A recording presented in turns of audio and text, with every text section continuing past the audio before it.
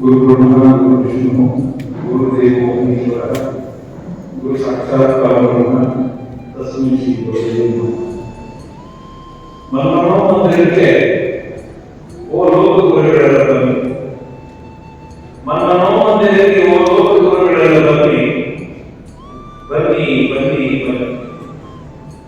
ತುಳಿಯುವ ಪದದ ತುಳಿಯುವ ಪದದ ಅರಳುವುದನ್ನು ಶರತ್ಕಮಲ ತಮ್ಮೊಂದಿಗಿರ ಹಳ್ಳಿಯಲ್ಲಿ ಪರಂಜ್ಯೋತಿ ಬೆಳೆಯಲಿ ವೃತ್ತದ ಶಿವದ ಆನಂದದ ಚಿದ್ವಿಭೂತಿ ತೊಡಗಲು.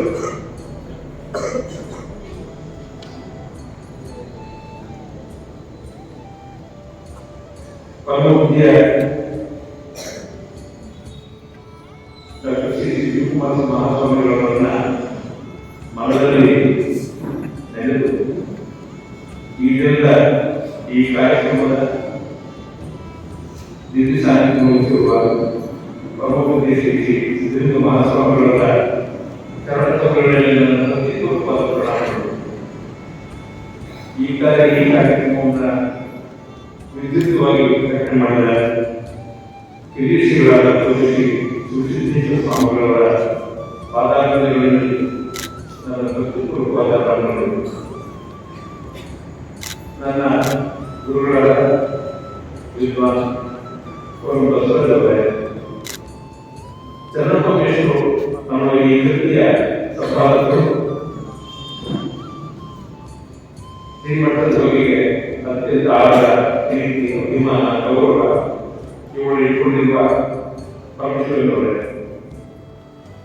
ಎಲ್ಲ ಮೂರ್ತಿಗಳೇ, ಹಿರಿಯರೇ, ಸ್ನೇಹಿತರೆ, ತಾಯಿಯರೇ, ವಿದ್ಯಾರ್ಥಿನಿಯರೇ, ಇದೊಂದು ನನ್ನ ಬದುಕಿನಲ್ಲಿ ಇದೊಂದು ಸುದಿನ. ಯಾಕೆ ಸುದಿನ ಅಂತ ಹೇಳ್ತೇನೆ ಅಂದ್ರೆ, ನಾನು ಈ ಮಟ್ಟದ ವಿದ್ಯಾರ್ಥಿ, ಹಾಗಾಗಿ ಹೇಳ್ಕೊಡೋದು ತುಂಬಾ ಹೆಮ್ಮೆ. ಪರಮಪೂಜ್ಯ ಶ್ರೀ ಶಿವಕುಮಾರ ಮಹಾಸ್ವಾಮಿಗಳವರು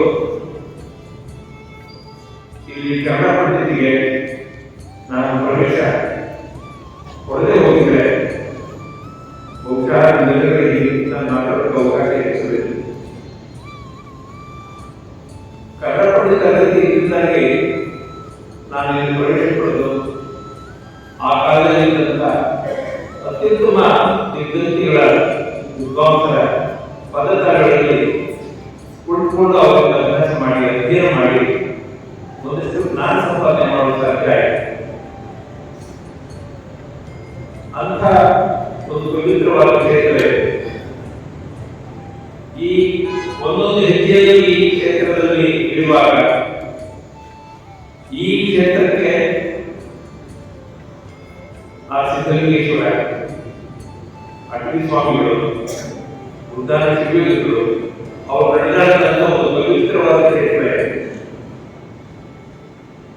ಒಂದು ಸರಿ ಈ ಪರಂಪರೆಯನ್ನು, ಸಿದ್ಧಲಿಂಗ ಮಠದ ಪೂರ್ವ ಪರಂಪರೆಯನ್ನ ನಾವು ನೆನಪಟ್ಕೊಂಡ್ರೆ ನಮ್ಮ ಮೈ ಪುಳಕಿತ ಆಗಬೇಕು. ಯಾಕಂದ್ರೆ ಈ ಕ್ಷೇತ್ರದ ಪ್ರತಿಯೊಂದು ಇಟ್ಟಿಗೆ, ಗೋಡೆ, ಕಿಟಕಿ, ಬಾಗಿಲು, ಈ ನೆಲ, ಈ ಹೆಚ್ಚು ಈ ರೀತಿ ಪ್ರತಿಯೊಂದರಲ್ಲೂ ಉದ್ದಾನ ಶಿವಲಿಂಗರು, ಪರಮಪೂಜ್ಯ ಶಿವಕುಮಾರ ಮಹಾಸ್ವಾಮಿಗಳ ಅವರ ಉಸಿರು, ಅವರ ಚೈತನ್ಯ ಇಡೀ ತುಂಬಿದೆ. ಅವರ ಚೈತನ್ಯದ ಪ್ರಕಾಶ, ಒಂದು ಭೌತಿಕ ಪ್ರಕಾಶ ತುಂಬಿದೆ. ಈ ಭೌತಿಕ ಪ್ರಕಾಶ ಒಳಗಡೆ ಒಂದು ಅಧ್ಯಾತ್ಮದ ಪ್ರಾಣಶಕ್ತಿಯನ್ನ ಆ ಪೂಜೆಗಳು ನಡ್ಕೊಂಡು ಹೋಗಿದ್ದಾರೆ. ಇವತ್ತು ಪರಮಪೂಜ್ಯ ಅಟವಿ ಮಹಾಸ್ವಾಮಿಗಳವರ 124ನೇ ಪುಣ್ಯಸ್ಮರಣೆ, ಹಾಗೆ ಉದ್ದಾನ ಮಹಾಸ್ವಾಮಿಗಳವರ 84ನೇ ಪುಣ್ಯಸ್ಮರಣೆ.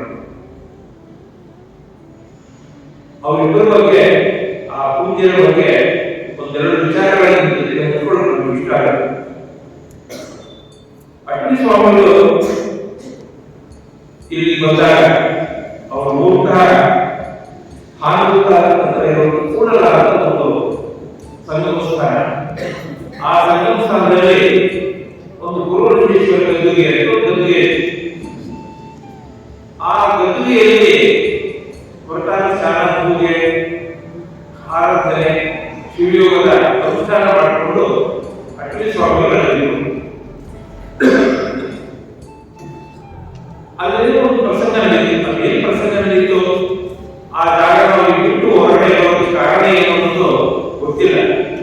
ಆದ್ರೆ ಯಾವುದೋ ಒಂದು ಅವರಿಗೆ ಇಷ್ಟವಾಗದ ಒಂದು ಪ್ರಸಂಗ ಆ ಕೂಡಲದ ಸಂಘದಲ್ಲಿ ಆನಂದ ತಾಲೂಕಿನ ಕೂಡಲ ಜಾಗದಲ್ಲಿದ್ದಂತ ಗುರುಮಂಜೇಶ್ವರ ಗದ್ದುಗೆಯಲ್ಲಿ ಆ ಸಂದರ್ಭದಲ್ಲಿ ಒಂದು ಮನಮಯುವಂತ ಒಂದು ಪ್ರಸಂಗ ಬಂತು. ಬಹಳ ತೀವ್ರವಾದಂತಹ ಅವರು ಪಟ್ಟಿ ಸ್ವಾಮಿಗಳು ಏನು ಅಂದ್ರೆ ಸದಾ ಅವರು ದುಡಿಯುವಂತವರು.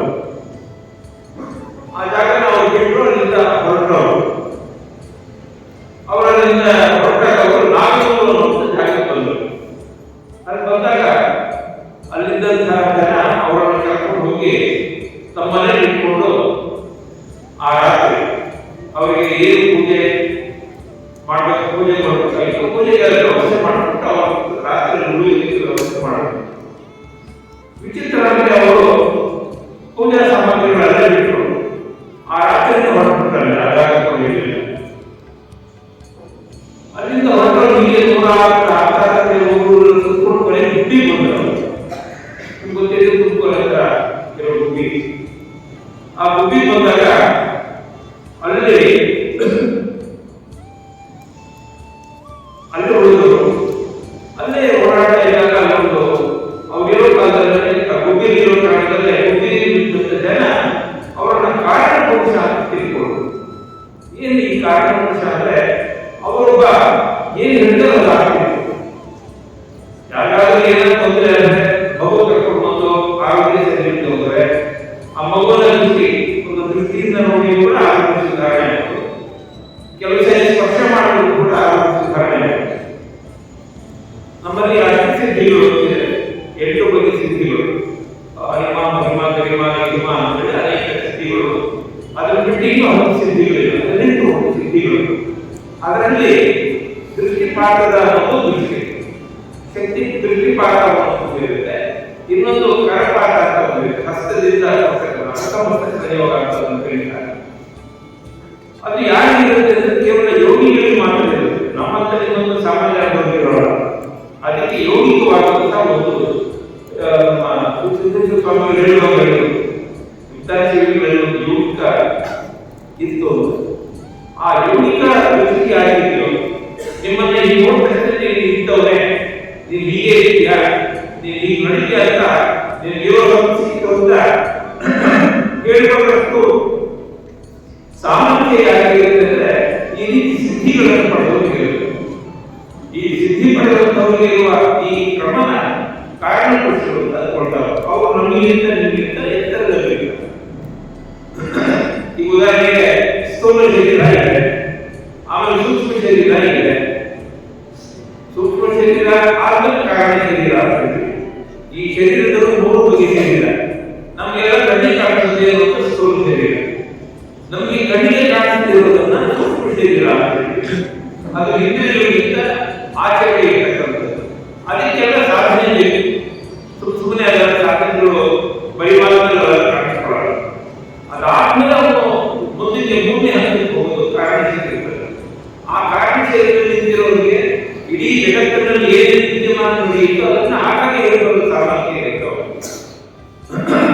ಅಂದ್ರೆ ಅದಕ್ಕೆ ಸ್ಥೂಲ ಶರೀರ ಇದೆ, ಸ್ಥೂಲ ಶರೀರ, ಸೂಕ್ಷ್ಮ ಶರೀರ, ಅದರ ಒಳಗಡೆ ಇನ್ನೊಂದು ಬಗ್ಗೆ ಕಾರಣ ಶರೀರ. ಕಾರಣ ಪುರುಷರು ಅಂತ ಹೇಳಿ ಅನ್ಸ್ಕೊಳ್ತಾರೆ. ಗುಬ್ಬಿಲಿರೋ ಕಾಲದಲ್ಲಿ ಅಲ್ಲಿರೋ ಕಾಲದಲ್ಲಿ ಅನ್ಕೊಂಡಾಗ ಅವರು ಅನೇಕ ಕಾಲದಲ್ಲಿ ಗೀತ ಬೇರೆ ಕಡೆಯಿಂದೆಲ್ಲ ಸಿದ್ಧಗಂಗಾ ಮಠಕ್ಕೆ ಬರ್ತಿರ್ತಾರೆ. ಇಲ್ಲಿ ಬೆಟ್ಟದ ಕಡೆ ಒಂದು ಸಿದ್ಧಗಂಗೆ ಇದೆ, ನೀರು ಸಿದ್ದೇಶ್ವರರು ಇರುವ ಕಾಲದಲ್ಲಿ ಉಂಟಾದಂತ ಒಂದು ಗಂಗೆ. ಆ ಗಂಗೆ ಒಂದು ಪೂಜೆ ಮಾಡಿಕೊಳ್ತಿರ್ತಾರೆ. ಆ ಕಾಲದಲ್ಲಿ ನಾನು ಹೇಳ್ತಿರೋದು ಒಂದು 130 ವರ್ಷಗಳ ಹಿಂದಿನ ಮಾತು, 150 ವರ್ಷದ ಹಿಂದಿನ ಮಾತು ಅಂದ್ಕೊಳ್ಳಿ. ಆಗ ಒಂದು ಬೆಟ್ಟ ಇತ್ತು, ಸಣ್ಣ ಒಂದು ಗುಡಿ ಇತ್ತು. ಇಲ್ಲೆಲ್ಲ ತುಂಬಾ ಕಾಡಿನ ಪ್ರದೇಶ. ಇಂಥ ಜಾಗದಲ್ಲಿ ಅಟ್ಟಿ ಸ್ವಾಮಿಗಳು ಮತ್ತು ಬೇರೆ ಬೇರೆ ಅಟ್ಟಿ ಸ್ವಾಮಿಗಳು ಬರ್ತಾರೆ. ನೋಡಿ ಹೋದಾಗ ಅವರಿಗೆ ಮನಸ್ಸಿಗೆ ಬೇರೆ, ಅಲ್ಲಿಂದ ನಾಲ್ಕು ಬರ್ತಾರೆ, ಅಲ್ಲಿಂದ ಗುಬ್ಬಿಗೆ ಬರ್ತಾರೆ. ಗುಬ್ಬಿಗೆ ಬಂದು ಕೊನೆಯಲ್ಲಿ ಉಳ್ಕೊಳ್ಳೋಕೆ ಈ ಸಿದ್ಧಗಂಗೆ ಬೆಟ್ಟದ ಮೇಲೆ ಅಲ್ಲಿ ಉಳ್ಕೊಂಡಾಗ ಅವ್ರಿಗೆ ತಪಸ್ಸಿಗೆ, ವ್ರತಕ್ಕೆ, ಅನುಷ್ಠಾನಕ್ಕೆ ಅವ್ರಿಗೆ ಇಷ್ಟವಾಗಿದ್ದಾಗ ಅವರು ಬರೋ ಕಾಲದಲ್ಲಿ ಈ ಕ್ಷೇತ್ರದ ನಿಬಂಧನೆಗಳು ಸಿದ್ಧಲಿಂಗ ಶಿವಯೋಗಿಗಳು ವಿಶೇಷ ಏನು? ಸಿದ್ಧಲಿಂಗ ಶಿವಯೋಗಿಗಳು ಯಾವ ಅಂತರ್ಮುಖ, ಬಹಿರ್ಮುಖ, ಯಾವುದೇ ಒಬ್ಬರಿಗೆ ಅಂತರ್ಮುಖ ಸ್ಥಿತಿ ಮತ್ತು ಬಹಿರ್ಮುಖ ಸ್ಥಿತಿ ಉಪಯೋಗಿಗಳು. ಆದ್ರೆ ಇವರಿಗೆ ಅಂತರ್ಮುಖ ಸ್ಥಿತಿಯೇ ಜಾಸ್ತಿ, ಬಹಿರ್ಮುಖಕ್ಕೆ ಯಾವತ್ತೂ ಹೋಗ್ತಿರಲಿಲ್ಲ. ಹಾಗಾಗಿ ಅಡ್ಡಿ ಸ್ವಾಮಿಗಳು ಏನ್ ಮಾಡಿದ್ರು, ಪೂರ್ತಿ ಅನುಷ್ಠಾನ ಮಾಡ್ತಾ ತಪ್ಪೋದರಿಂದಾಗಿ ಅವ್ರ ಕಾಲಕ್ರಮೇಣ ಅವರನ್ನ ಸಿದ್ಧ ಪುರುಷ ಅಂತ ಅನ್ನೋದಕ್ಕೆ ಬಂದರು. ಅಟವಿ ಅಂದ್ರೆ ಸಂಸ್ಕೃತದ ಅಡವಿ ಅಂತ ಹೇಳ್ತೀವಿ, ಕನ್ನಡದಲ್ಲಿ ಅದನ್ನು ಅಡವಿ ಅಂತ ಹೇಳ್ತೀವಿ. ಅಟವಿ ಸ್ವಾಮಿಗಳು, ಅಡವಿ ಸ್ವಾಮಿಗಳಂತ ಎರಡು ರೂಪಗಳಿವೆ, ಎರಡು ರೂಪಗಳು ಕರೀತಾರೆ. ಹೀಗೆ ಯೋಗಿಗಳ ಕಾಲದಲ್ಲಿ ಅವರು ಇರೋ ಕಾಲದಲ್ಲಿ ಒಂದು ಸಂಸ್ಕೃತ ಪಾಠಶಾಲೆ ಆರಂಭ ಮಾಡಬೇಕು ಅಂತ ಅನಿಸುತ್ತೆ ಸ್ವಾಮಿಗಳು. ಹಾಗೆ ಅವರು ದಾಸೋಹನ ಆರಂಭ ಮಾಡಬೇಕು ಅಂತ ಅನಿಸುತ್ತೆ. ಹಾಗಾಗಿ ಆ ಕಾಲದಲ್ಲಿ ಅವರು ಏನ್ ಮಾಡಬೇಕು, ಸಣ್ಣ ವೇದ ಪಾಠಶಾಲೆ ಮಾಡಬೇಕು, ವೇದ ಹೇಳ್ಕೊಳ್ಳೋದಕ್ಕೆ ಶುರುವಾಯಿತು. ಈ ಕ್ಷೇತ್ರ ಮೊದಲು ವೇದ, ವೇದಾಂತ, ಸಂಸ್ಕೃತ ಇವುಗಳಿಗೆ ಆ ಪ್ರಾಧಾನ್ಯ ಮತ್ತು ಆದ್ಯತೆಯನ್ನು ಒದಗಿಕೊಟ್ಟಿದೆ. ಅದ್ರ ಜೊತೆಗೆ ಸಣ್ಣ ದಾಸೋಹವು ಕೂಡ ಆರಂಭವಾಯಿತು. ಹೀಗಿರುವಾಗ ಇದನ್ನು ಮಾಡಿದ್ರು. ಆ ಕಾಲದವರು ಇಲ್ಲಿ 150 ವರ್ಷಗಳ ಹಿಂದೆ ಶಿವಕವಿ ನಂಜುಂಡ ಶಿವಯೋಗಿ ಅಂತ ಹೋಗಿದ್ರು. ಅವರ ನಂಜುಂಡ ಶಿವಯೋಗಿ ಅವರನ್ನ ಮಧುಕೂರು ಅಂತ ಹೇಳಿದ್ರು. ಮೈಲಾರ ಅಂತಿದೆ, ಆ ಮೈಲಾರಕ್ಕೆ ಹಿಂದೆ ಮಧುಕೂರು ಅಂತ ಕರೀತಾ ಇದ್ರು. ಆ ಮಧುಕೂರಿನ ಶಿವಕವಿ ಒಳ್ಳೆ ಕವಿ ಅವರನ್ನ ನಂಜುಂಡ ಶಿವಯೋಗಿ ಅಂತ ಕರೀತಾರೆ. ಆ ನಂಜುಂಡ ಶಿವಯೋಗಿಗಳು ಈ ಅಡ್ಡೀಶ್ವರಗಳ ಅಡ್ಡಿ ಸ್ವಾಮಿಗಳ ಬಂದು ಅವ್ರ ಜೊತೆ ಸೇರಿಕೊಂಡು ಅವ್ರ ಜೊತೆಗೆ ಇದ್ದು ಓಡಾಡ್ತಾ ಇದ್ದ ಕಾಲದಲ್ಲಿ ಬಹಳ ವಿಶೇಷವಾಗಿ ಅವರೇನು ಅಂದ್ರೆ ಈ ನಂಜುಂಡ ಶಿವಯೋಗಿಗಳ ಬಗ್ಗೆ ಹೇಳುದು. ಇಡೀ ಸಿದ್ಧಗಂಗೆಗೆ ಆರಂಭದಲ್ಲಿ ಬಂದಂಥವ್ರು ಇಬ್ಬರು ಒಳ್ಳೆ ವಿದ್ವಾಂಸ, ಒಳ್ಳೆ ಯೋಗಿಗಳು. ಸಂಸ್ಕೃತದಲ್ಲಿ, ಕನ್ನಡದಲ್ಲಿ ಬೇಕಾದಷ್ಟು ಕವಿತೆಯನ್ನು ಬರೆಯತಕ್ಕಂಥ ಕಾವ್ಯಗಳನ್ನು ಬರೆಯುವಂಥ ಸಾಮರ್ಥ್ಯಗಳು. ಒಬ್ಬರನ್ನು ನಾವು ಮಾನವ ಶಾಸ್ತ್ರಿ ಅಂತ ಕರಿತೀವಿ.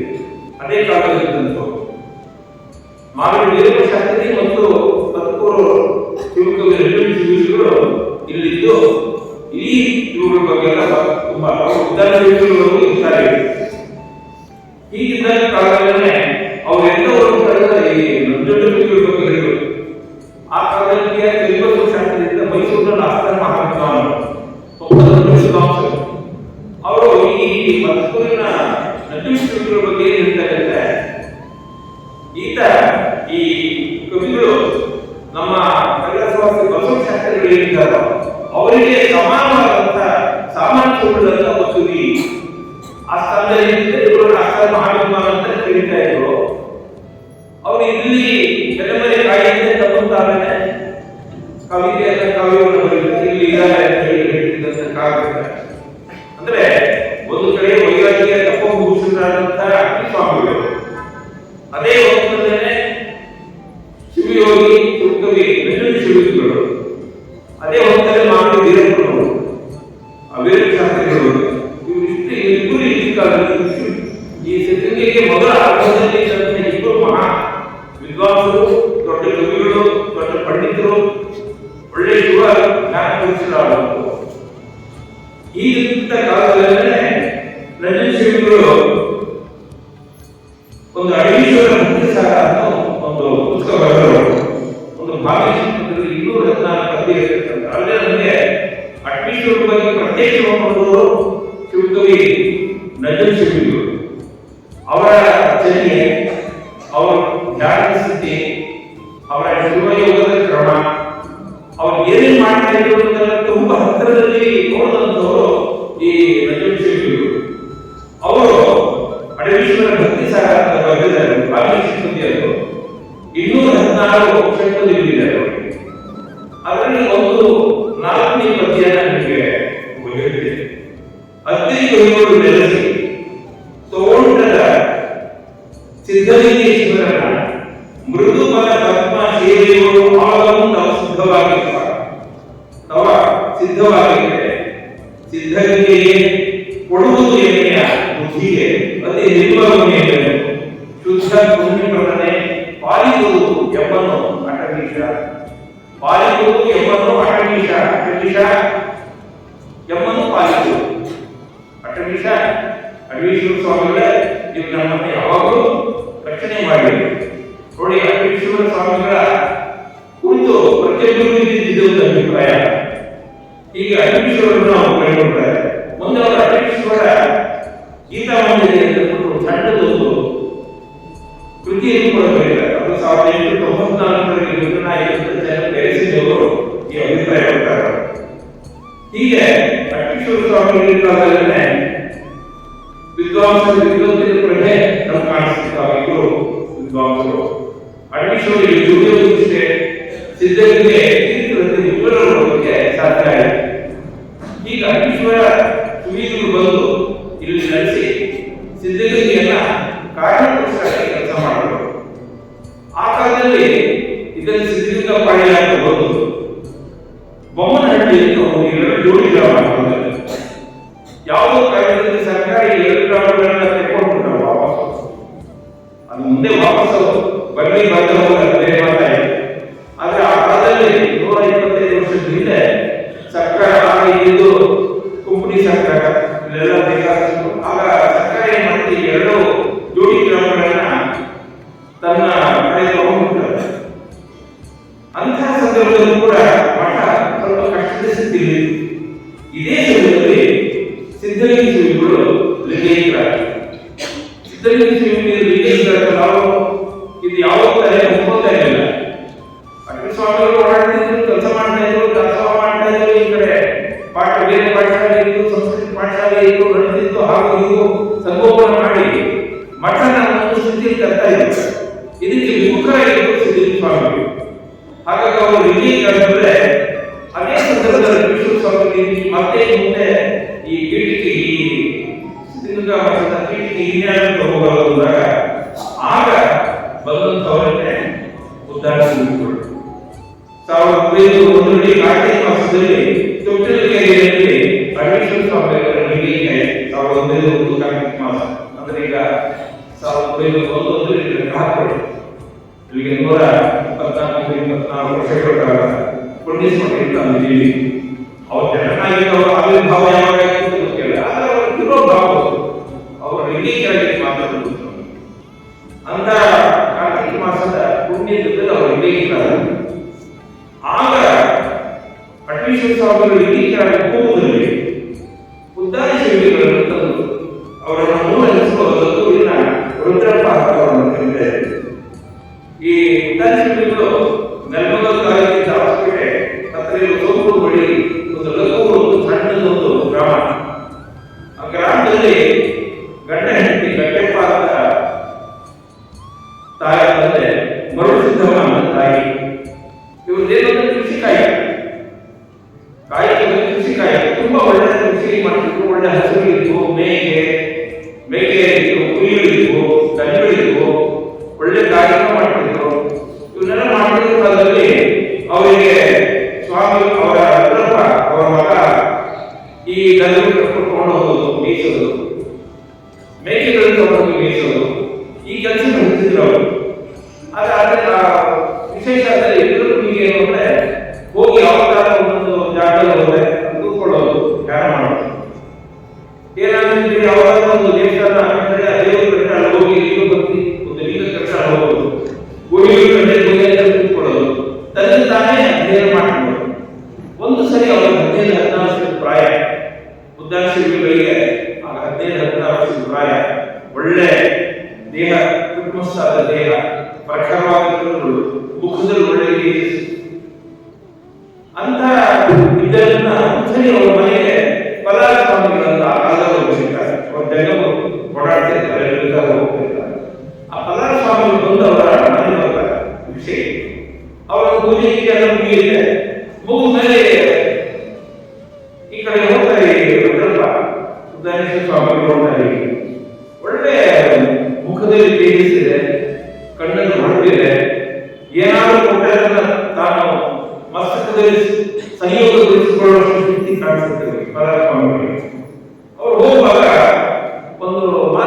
ಇದ್ರಲ್ಲ, ನಿಮ್ ಕೈಯಲ್ಲಿ ಪುಸ್ತಕ ಕೊಡ್ತೀರಾ? ಈಗ ಯಾರಾದ್ರೂ ನಮ್ಮ ಕೈ ಪುಸ್ತಕ ಇದೆ ಸ್ವಲ್ಪ ಪುಸ್ತಕ ನೋಡ್ಕೊಡ್ತೀನಿ ಅಂತ ಯಾರು ಕೇಳಲ್ಲ. ಈಗ ಮೊದಲಾದ ನಾವಾದ್ರೆ ಸರ್ ಒಂದು ನಿಮಿಷ ಪುಸ್ತಕ ಆ ಪುಸ್ತಕ ಇದು ಅದರ ಶೀರ್ಷಿಕೆ ಯಾರು ಬರೆದಿದ್ದು, ಯಾರು ಅವರೊಳಗೆ ಏನು ವಿಷಯ ಅಂತಾರು ನೋಡ್ತಾ ಇದೆ.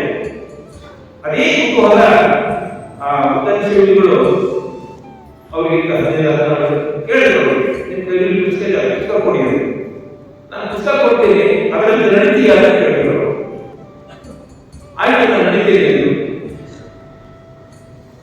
ಅದು ಪುಸ್ತಕ ಯಾವುದು ಅಂತಂದ್ರೆ ಅದು ಜ್ಞಾನಿಸಿದ್ದು ಅಂತ ಹೇಳ್ತಾರೆ, ಅಥವಾ ಶರಣರ ವಚನಗಳು ಬಿಟ್ಟು ಅಂತ ಹೇಳ್ತಾರೆ. ಅದು ಯಾವುದಿತ್ತು ಅಂತ ನಿಶ್ಚಿತವಾಗಿಲ್ಲ.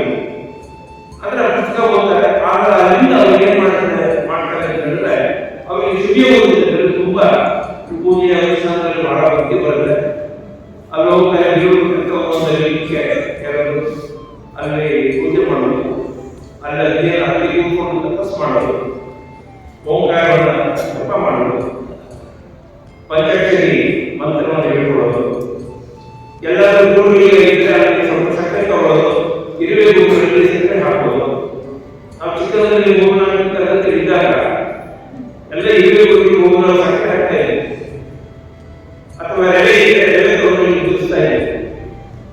ಅಂದ್ರೆ ಇದು ಈ ಭೂತಕ್ಕೆ ತೃಪ್ತಿ ಅಂತ. ಭೂತ ಅಂದ್ರೆ ಕಣ್ಣಿಗೆ ಕಾಣಿಸುವಂತ ಈ ಜಗತ್ತಿನಲ್ಲಿ ಏನೇನು ಪ್ರಾಣಿ ಪಕ್ಷಿಗಳಿದೆಯೋ ಅವೆಲ್ಲವನ್ನು ಭೂತ ಜಾತ ಅಂತ ಕರಿತೀವಿ.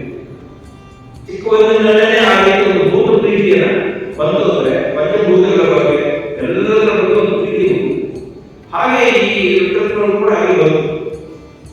ಆಮೇಲೆ ಪದಾರ್ಥಗಳು ದಾರಿ ತೋರಿಸಿದ್ರು, ಅನುಸರಣೆ ಮಾಡ್ತಿದ್ರು. ಸಿದ್ಧಂಗ ಮನೆ ಕಾಗ ಬಂದು ಹೋಗೋರು. ಅವ್ರ ಮನೆಯಲ್ಲಿ ಒಂದು ಬೇಕೆ ಮಾಡೋದು. ಅದರಿಂದ ಅವರು 2 ರೂಪಾಯಿ ಆ ಕಾಲದಲ್ಲಿ 2 ರೂಪಾಯಿ 2 ರೂಪಾಯಿ ಇದ್ದಾಗ ಅದು ಬಂದಾಗ ಅದೇನ್ ಮಾಡ್ತಾರೆ, ತಗೊಂಡು ಬಂದು ಅವರು ಈ ಪ್ರಾಣಿಗಳಿಗೆ ಏನೇನು ಕೊಡ್ಬೇಕು ಅದಕ್ಕಾಗಿ ಸಂಬಂಧ ಇಟ್ಕೊಂಡು ಇದರಲ್ಲಿ ಈ ಮಾಡಬೇಕಾದ ಹೇಳಿ ಮನೆಯಲ್ಲಿ ಆ ವಿಗ್ರಹದ ಬಗ್ಗೆ ಎಲ್ಲರೂ ಅವರ ಅಪ್ಪ ಅಣ್ಣಗಳೆಲ್ಲ ಇವ್ರ ಬಗ್ಗೆ ತುಂಬಾ ತಗೊಂಡು ಬೈರಾಗಿ ಮನಸ್ಸು ಬೇಸರಾಗಿ ಆ ಮನೆಯೇ ಕೊಟ್ಬಿಟ್ಟು ನಿರ್ಣಯ ಮಾಡ್ತಾರೆ. ಆದ್ರೆ ಮನೆ ನಿರ್ಣಯ ಬಿಟ್ಟು ಸೀದಾ ನೇರವಾಗಿ ಸಿದ್ಧಗಂಗಾ ಮಠಕ್ಕೆ ಬರ್ತಾರೆ. ಸಿದ್ಧಗಂಗಾ ಮಠಕ್ಕೆ ಬಂದಾಗ ಆ ಗಂಗೆ ಅದಕ್ಕೆ ಕೂತಿರ್ತಾರೆ. ಅಟಲ್ ಸ್ವಾಮಿಗಳು ಬಟ್ಟೆ ಕೂತಿರ್ತಾರೆ. ಆ ಕೂತ್ಕೊಂಡಾಗ ನನಗೆ 1860ರಲ್ಲಿ ನಮ್ಮ ಉದ್ಯಾನ ಸ್ವಾಮಿಗಳು ಆವಿರ್ಭಾವ ಆಗಿದೆ. ಆಮೇಲೆ ಅನುಗ್ರಹ ಸಂಪಾದನೆ ಆಯಿತು. ಧ್ಯಾನ ಮುಗಿಯುವುದಂತೆ ಹೀಗೆ ಶುದ್ಧಿಯಾರ ಮಾಡ್ತಾ ಹೋದ್ರು. ಅಲ್ಲಿ ಬುದ್ಧ ದೇವಾಲಯ ವೀರಭದ್ರಮೂರ್ತಿ ಅಂತ ಅವರ ಪೂರ್ಣ ಸೋಮವಾರ ಬೆಳೆಯುವಂತ ಲಕ್ಕೂರು ಇದೆಯಲ್ಲ, ಲಕ್ಕೂರನ ಪಕ್ಕದಲ್ಲಿ ದೇವಸ್ಥಾನ ಇದೆ. ಆ ದೇವಸ್ಥಾನಕ್ಕೆ ಹೋಗಿ ಪೂಜೆ ಮಾಡೋದು. ಆಮೇಲೆ ಈ ದೇವಾಲಯನೇ ಅವರು ಸಿದ್ಧಾಂತದಲ್ಲಿ ಇರುವಾಗ ಹಿಂದೂ ಪುರುಷರ ದರ್ಶನ ಆಯಿತು ಅಂತ ಹೇಳ್ತಾರೆ. ಅವರಿಗೆ ಹಿಂದೂ ಪುರುಷರ ದರ್ಶನ ಆಯಿತು. ಅವರಿಗೆ ಯಾವಾಗ ಹೇಗೆ ದರ್ಶನ ಆಯಿತು ಅದು ಯೋಗಿಕವಾದಂತ ಮಾರ್ಗ, ಅದಷ್ಟು ಬೇಗ ನಾವು ತಿಳ್ಕೊಳ್ಳೋಕ್ಕಾಗಲ್ಲ. ಹಾಗಾಗಿ ದರ್ಶನ ಆಯಿತು. ಅವರಲ್ಲೇ ಆಗ ಅವರು ಕೆಲವು ಮಂತ್ರಶಕ್ತಿ, ತಂತ್ರಶಕ್ತಿ, ಭೂತ ಭಾಗ್ಯಗಳ ನಿವಾರಣೆ ಮಾಡೋದು ಇತ್ಯಾದಿಗಳನ್ನೆಲ್ಲ ಅಗ್ನಿಶಿವರು ಆ ಕಾಲದಿಂದ ಶಿವಗಳು ಅದನ್ನ ಅವರಿಗೆ ಎಲ್ಲ ತಿಳುವಳಿಕೆ ಅಂದ್ರೆ ಸಾಧನೆ ಇಲ್ಲ. ಶಿವಗಳು ಸಾಧನೆ ಹೇಗೆ ಮಾಡಿದ್ರು ಅಂದ್ರೆ ನಾವು ಚಿಕ್ಕ ವಯಸ್ಸಿನಲ್ಲಿ 15-20 ಪ್ರಾಯದಲ್ಲೇ ಆ ಮಟ್ಟದ ಸಾಧನೆ ನಾವು ಮಾಡ್ತಾ ಬಂದಿದ್ವಿ. ಆ ಸಾಧನೆಯ ಕ್ರಮಗಳು ಯಾವುದು ಅನ್ನೋದು ಅದು ವೈಯಕ್ತಿಕವಾದದ್ದು, ಅದು ನಾವು ವಿವರಿಸಬೇಕಾಗಲ್ಲ. ಅಲ್ಲಿರೋ ಕಾಲದಲ್ಲಿ ಮನೆಗಳಲ್ಲಿ ಒಂದು ದುರ್ಘಟನೆ ಎಲ್ಲವನ್ನು ಸ್ಥಿತಿಗೆ ಬಂದು ಅವರು ನೆಲೆ ನಿಂತು ಆಗ ಸಿದ್ಧಗಂಗೆಯ ಭಾಗ್ಯದ ಭಾಗಕ್ಕೆ ಅಟವೀಶ್ವರ ಸ್ವಾಮಿಗಳ ಕೃಪಾ ಕಟಾಕ್ಷಕ್ಕೆ ಹೊರಗಾದ ಯಾರೋ ಅಟವೀಶ್ವರ ತುಮಕೂರಿನ ಭಕ್ತರಲ್ಲಿ ಇರೋ ಕಾಲದಲ್ಲಿ ಕೊನೆಗಾಲ ಆಯಿತು. ಉದ್ಯಾನಶಿವರಿಗೆ ತಮ್ಮ ವಿಶೇಷ ಅಂದ್ರೆ ಅದರಲ್ಲಿ ಇದು ಪರೀಕ್ಷೆ ಮಾಡೋದು ತುಂಬ. ಈ ಅಟವೀಶ್ವರರು ಈ ಸಿದ್ಧಗಂಗೆಯಲ್ಲಿ ಈ ಸ್ವಾಮಿಗಳು ಅಂದ್ರೆ ಉದ್ಯಾನಶಿವಗಳು ನಡೆಸ್ತಾರೆ ಇರುವಾಗ ತುಂಬಾ ಅನೇಕ ಪರೀಕ್ಷೆಗಳು ಮಾಡೋದು. ಆತನ ವ್ಯಕ್ತಿತ್ವವನ್ನು ರೂಪಿಸಲು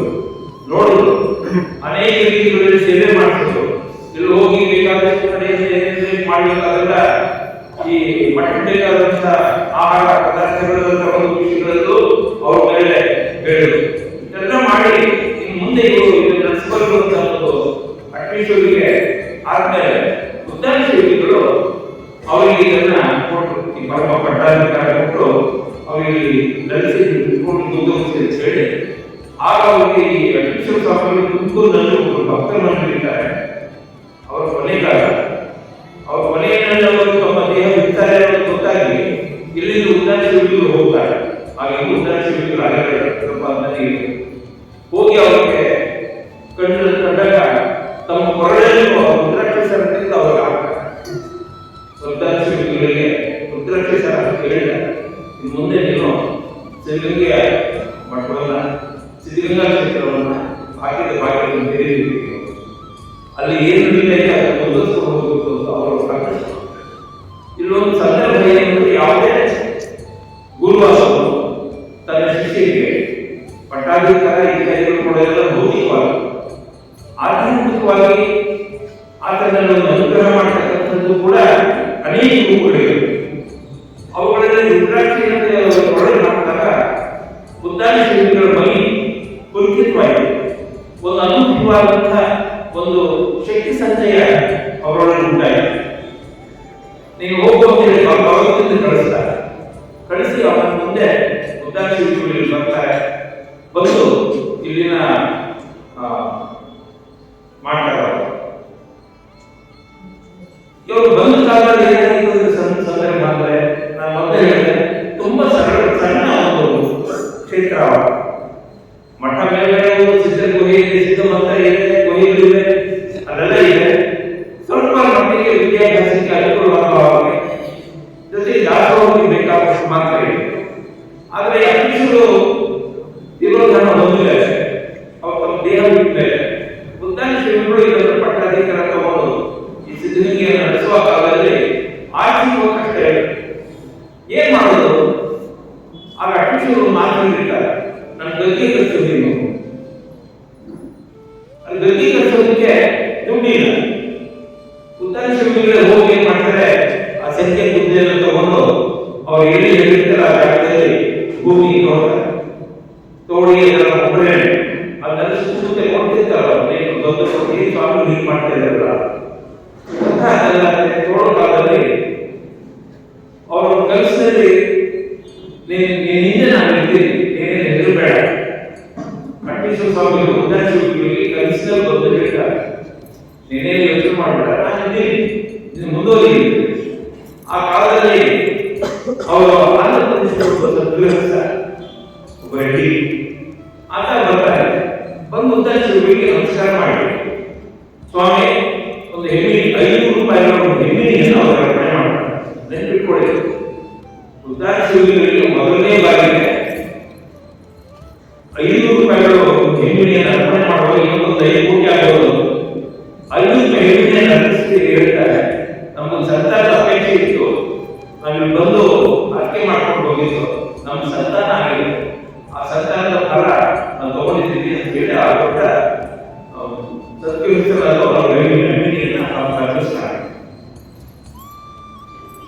ಅಲ್ಲಿಂದ ಆ ₹500 ತಗೊಂಡು ₹500 ತಗೊಂಡು ಇಲ್ಲಿ ಗದ್ದೆ ನಿರ್ಮಾಣ ಆಗುತ್ತೆ. ದೊಡ್ಡದೊಂದು ಹೀಗೆ ಏನೇನು ಮಾಡಬೇಕು ಅವ್ರ ಕಾಲದಲ್ಲಿ, ಉದ್ದಾನ ಶಿಲ್ಪಿಗಳ ಕಾಲದಲ್ಲಿ ಎಲ್ಲ ಭೌತಿಕವಾದಂತಹ ವ್ಯವಸ್ಥೆಗಳನ್ನು ನಾವು ಮಾಡ್ತಾರೆ. ಉದ್ದಾನ ಶಿಲ್ಪಿಗಳ ಆ ಕಾಲದಲ್ಲಿ ತುಂಬಾ ಜನ ಪಾತ್ರ ಆಗ್ತಾರೆ. ಅವರೆಲ್ಲ ಪ್ರಮುಖರು ಕನಕಪುರದ ದೇವರ ಮಠದಲ್ಲಿ ಮಾಡಿದ ಅವರ ಕಾಲದಲ್ಲಿದ್ದ ಮಹಲಿಂಗ ಸ್ವಾಮಿಗಳು. ಆಮೇಲೆ ಇಲ್ಲೇ ಸಂಸ್ಕೃತವನ್ನು ಅಭ್ಯಾಸ ಮಾಡಿ ಮುಂದೆ ಸಂಸ್ಕೃತ ಮಹಾರಾಜ ಕಾಲೇಜಿನಲ್ಲಿ ಸಂಸ್ಕೃತ ಪ್ರೊಫೆಸರ್ ಆಗಿ ತುಂಬಾ ಒಳ್ಳೆ ಹೆಸರನ್ನು ಪಡೆದಂತ ಒಳ್ಳೆ ವಿದ್ವಾಂಸರಾಗಿ ಪ್ರಸಿದ್ಧಿ ಬಳಸಿದವರು ಅವರ ಅನುಭವದಲ್ಲಿ ಪಾತ್ರ. ಆಚಾರ್ಯರು ಹಿಂದೆ ನಂಜುಂಡರಾಜರು ಅವರನ್ನು ನಾನು 1971ರಲ್ಲಿ ಒಂದು ರುದ್ರಾಭಿಷೇಕಕ್ಕೆ ಹೋಗಿದ್ದು.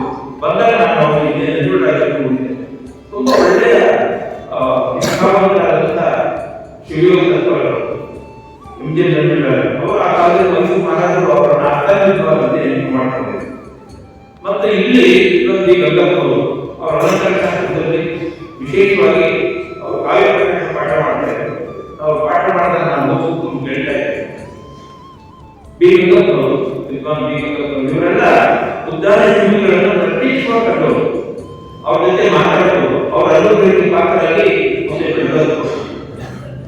ಇಲ್ಲಿ 1909ರಲ್ಲಿ ಸಿದ್ಧಲಿಂಗೇಶ್ವರ ಜಾತ್ರಾ ಮಹೋತ್ಸವ ಆರಂಭ ಆಗಿದ್ದು ಉದ್ಧಾರ ಶಿಬಿರಗಳ ವಿಶೇಷ ಅಂದ್ರೆ ಜನಗಳೆಲ್ಲ ಸಮುದಾಯದ ಜನರನ್ನೆಲ್ಲ ಒಟ್ಟು ಸೇರಿಸಿ ಒಂದು ಜಾತ್ರೆಯನ್ನು ಮಾಡಿ ಅದರ ಒಂದು ಮಹಾ ಉತ್ಸವವನ್ನು ಮಾಡಬೇಕು ಅಂತ ಜನಗಳೆಲ್ಲ ಸೇರೋದಕ್ಕೆ ಯಾವ್ದಾದ್ರು ನೆಪ ಬೇಕಲ್ಲ, ಎಲ್ಲ ಸಮುದಾಯದವರು ಬರಬೇಕು.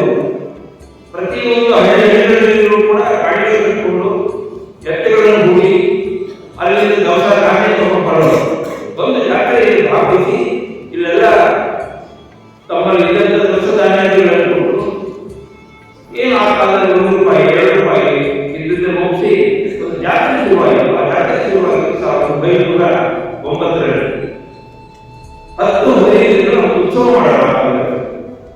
ಅಲ್ಲಿ ಆಗಿದ್ದು ಆ ಜಾತ್ರಾ ಮಹೋತ್ಸವ ನಿತ್ಯ ನಿರಂತರವಾಗಿ ಅವರ ನಂತರದಲ್ಲಿ ಶಿವಕುಮಾರ ಸ್ವಾಮಿಗಳು, ಸಿದ್ಧಲಿಂಗ ಮಹಾಸ್ವಾಮಿಗಳ ಕಾಲದಲ್ಲಿ, ಮುಂದೆ ಸಿದ್ದೇಶ್ವರ ಸ್ವಾಮಿಗಳ ಕಾಲದಲ್ಲಿ ಹೀಗೆ ಅದು ಅನುಭೂಚಾರವಾಗಿ ಬೆಳೆಯೋದಕ್ಕೆ ಸಾಧ್ಯ ಇದೆ. ಮತ್ತು ವಿಶೇಷ ಅಂದ್ರೆ ಆ ಕಾಲದಲ್ಲಿ ಉದ್ದಾರೇಶ್ವರರು ಬರೀ ಜಾತ್ರೆ ಇತ್ಯಾದಿಗಳು ಮಾಡೋದಕ್ಕೆ ವಿಶೇಷವಾಗಿ ಮಾಡಿದ್ದು ಏನಂದ್ರೆ ನ್ಯಾಯಸ್ಥಾನ ಮಠದ್ದು. ಆ ಕಾಲದಲ್ಲಿ ಈಗ ಹೆಂಡತಿ ಮತ್ತು ಹೆಂಡತಿ ಜಗಳದಲ್ಲಿ ಅಥವಾ ಭೂಮಿ ರಾಜ್ಯದಲ್ಲಿ ಅಥವಾ ಮನೆ ಮಠ ಇತ್ಯಾದಿ ವಿಷಯಗಳಲ್ಲಿ ಆಂತರಿಕ ಕಲಹ ಬಂದ್ರೆ ಹೋಗಿ ಪೊಲೀಸ್ ಸ್ಟೇಷನ್ಗೆ ಅರ್ಜಿ ಕೊಟ್ಟು ಆ ಕಡೆ ನ್ಯಾಯಸ್ಥಾನದಲ್ಲಿ ಹೋಗಿ ನ್ಯಾಯಾಲಯಗಳಿಗೆ ಹೋಗಿ ಒದ್ದಾಡಬೇಕಾಗಿತ್ತು. ಉದ್ದಾರ ಶಿಬಿರಗಳು ಏನ್ ಮಾಡ್ತಿದ್ರು ಅಂದ್ರೆ, ನೀವು ಆ ಕಡೆ ಹೋಗ್ಬೇಡಿ, ಬನ್ನಿ ಅಂತ ಕರೆಸಿ ತಮ್ಮ ನ್ಯಾಯಸ್ಥಾನದಲ್ಲೇ ತಾವು ನಿರ್ಣಯ ಕೊಡೋದು. ಅವರ ಪರ ವಿರೋಧ ಹೇಳೋದು, ಯಾರು ಆಕ್ಷೇಪ ಮಾಡ್ತಾ ಇದ್ದಾರೆ, ಯಾರು ಸಮಸ್ಯೆಗಳು ಹೇಳ್ತಾ ಇದ್ದಾರೆ ಅವನ್ನೆಲ್ಲ ಕೂಡಿಸಿ ಮಾತಾಡಿ ಹೀಗೆ ಮಾಡಿ ನಿರ್ಣಯ ಕೊಡ್ತೇವೆ. ಬಹುಶಃ ಕರ್ನಾಟಕದಲ್ಲಿ ಈ ರೀತಿ ನ್ಯಾಯಸ್ಥಾನ ಕೊಟ್ಟ ಮೊದಲನೇ ಮಠ ಸಿದ್ಧಲಿಂಗ ಮಠ.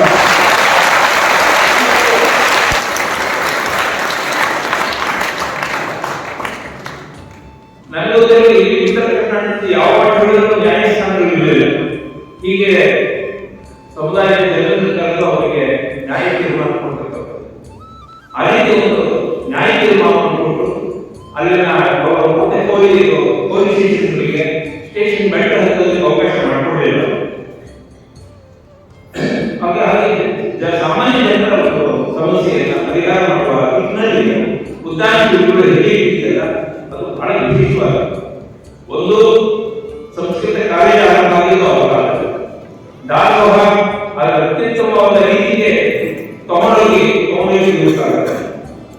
ಆಮೇಲೆ 1917ನೇ ಇಸ್ವಿನಲ್ಲಿ ಒಂದು ಸಾರ್ವಜನಿಕ ಅಶನ ವ್ಯವಸ್ಥೆ ಇಲ್ಲಿ ಆರಂಭ. 1917 ವರ್ಷ, ಈಗ ಎಷ್ಟು ವರ್ಷ ಆಯಿತು?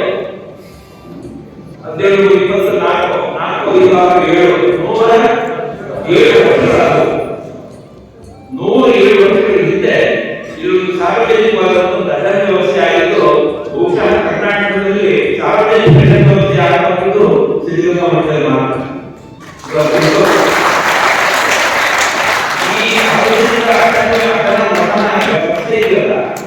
ಈ ವ್ಯವಸ್ಥೆ ನಾನು ನೋಡಿದಾಗೆ ಅನೇಕ ಮಠಗಳ ನಾನು ಓದಿದ್ದೀನಿ, ಅದರ ಚರಿತ್ರೆಯೆಲ್ಲ ನೋಡಿರೋದು. ಇನ್ನೊಂದು ಸಾರ್ವಜನಿಕವಾದಂತ ಒಂದು ವಿದ್ಯಾರ್ಥಿ ನಿಲಯ ಆಗಿದ್ದು ಉದ್ದಾರ ಶಿಬಿರಗಳ ದೂರದರ್ಶಿಗೆ ಪ್ರಭಾವ.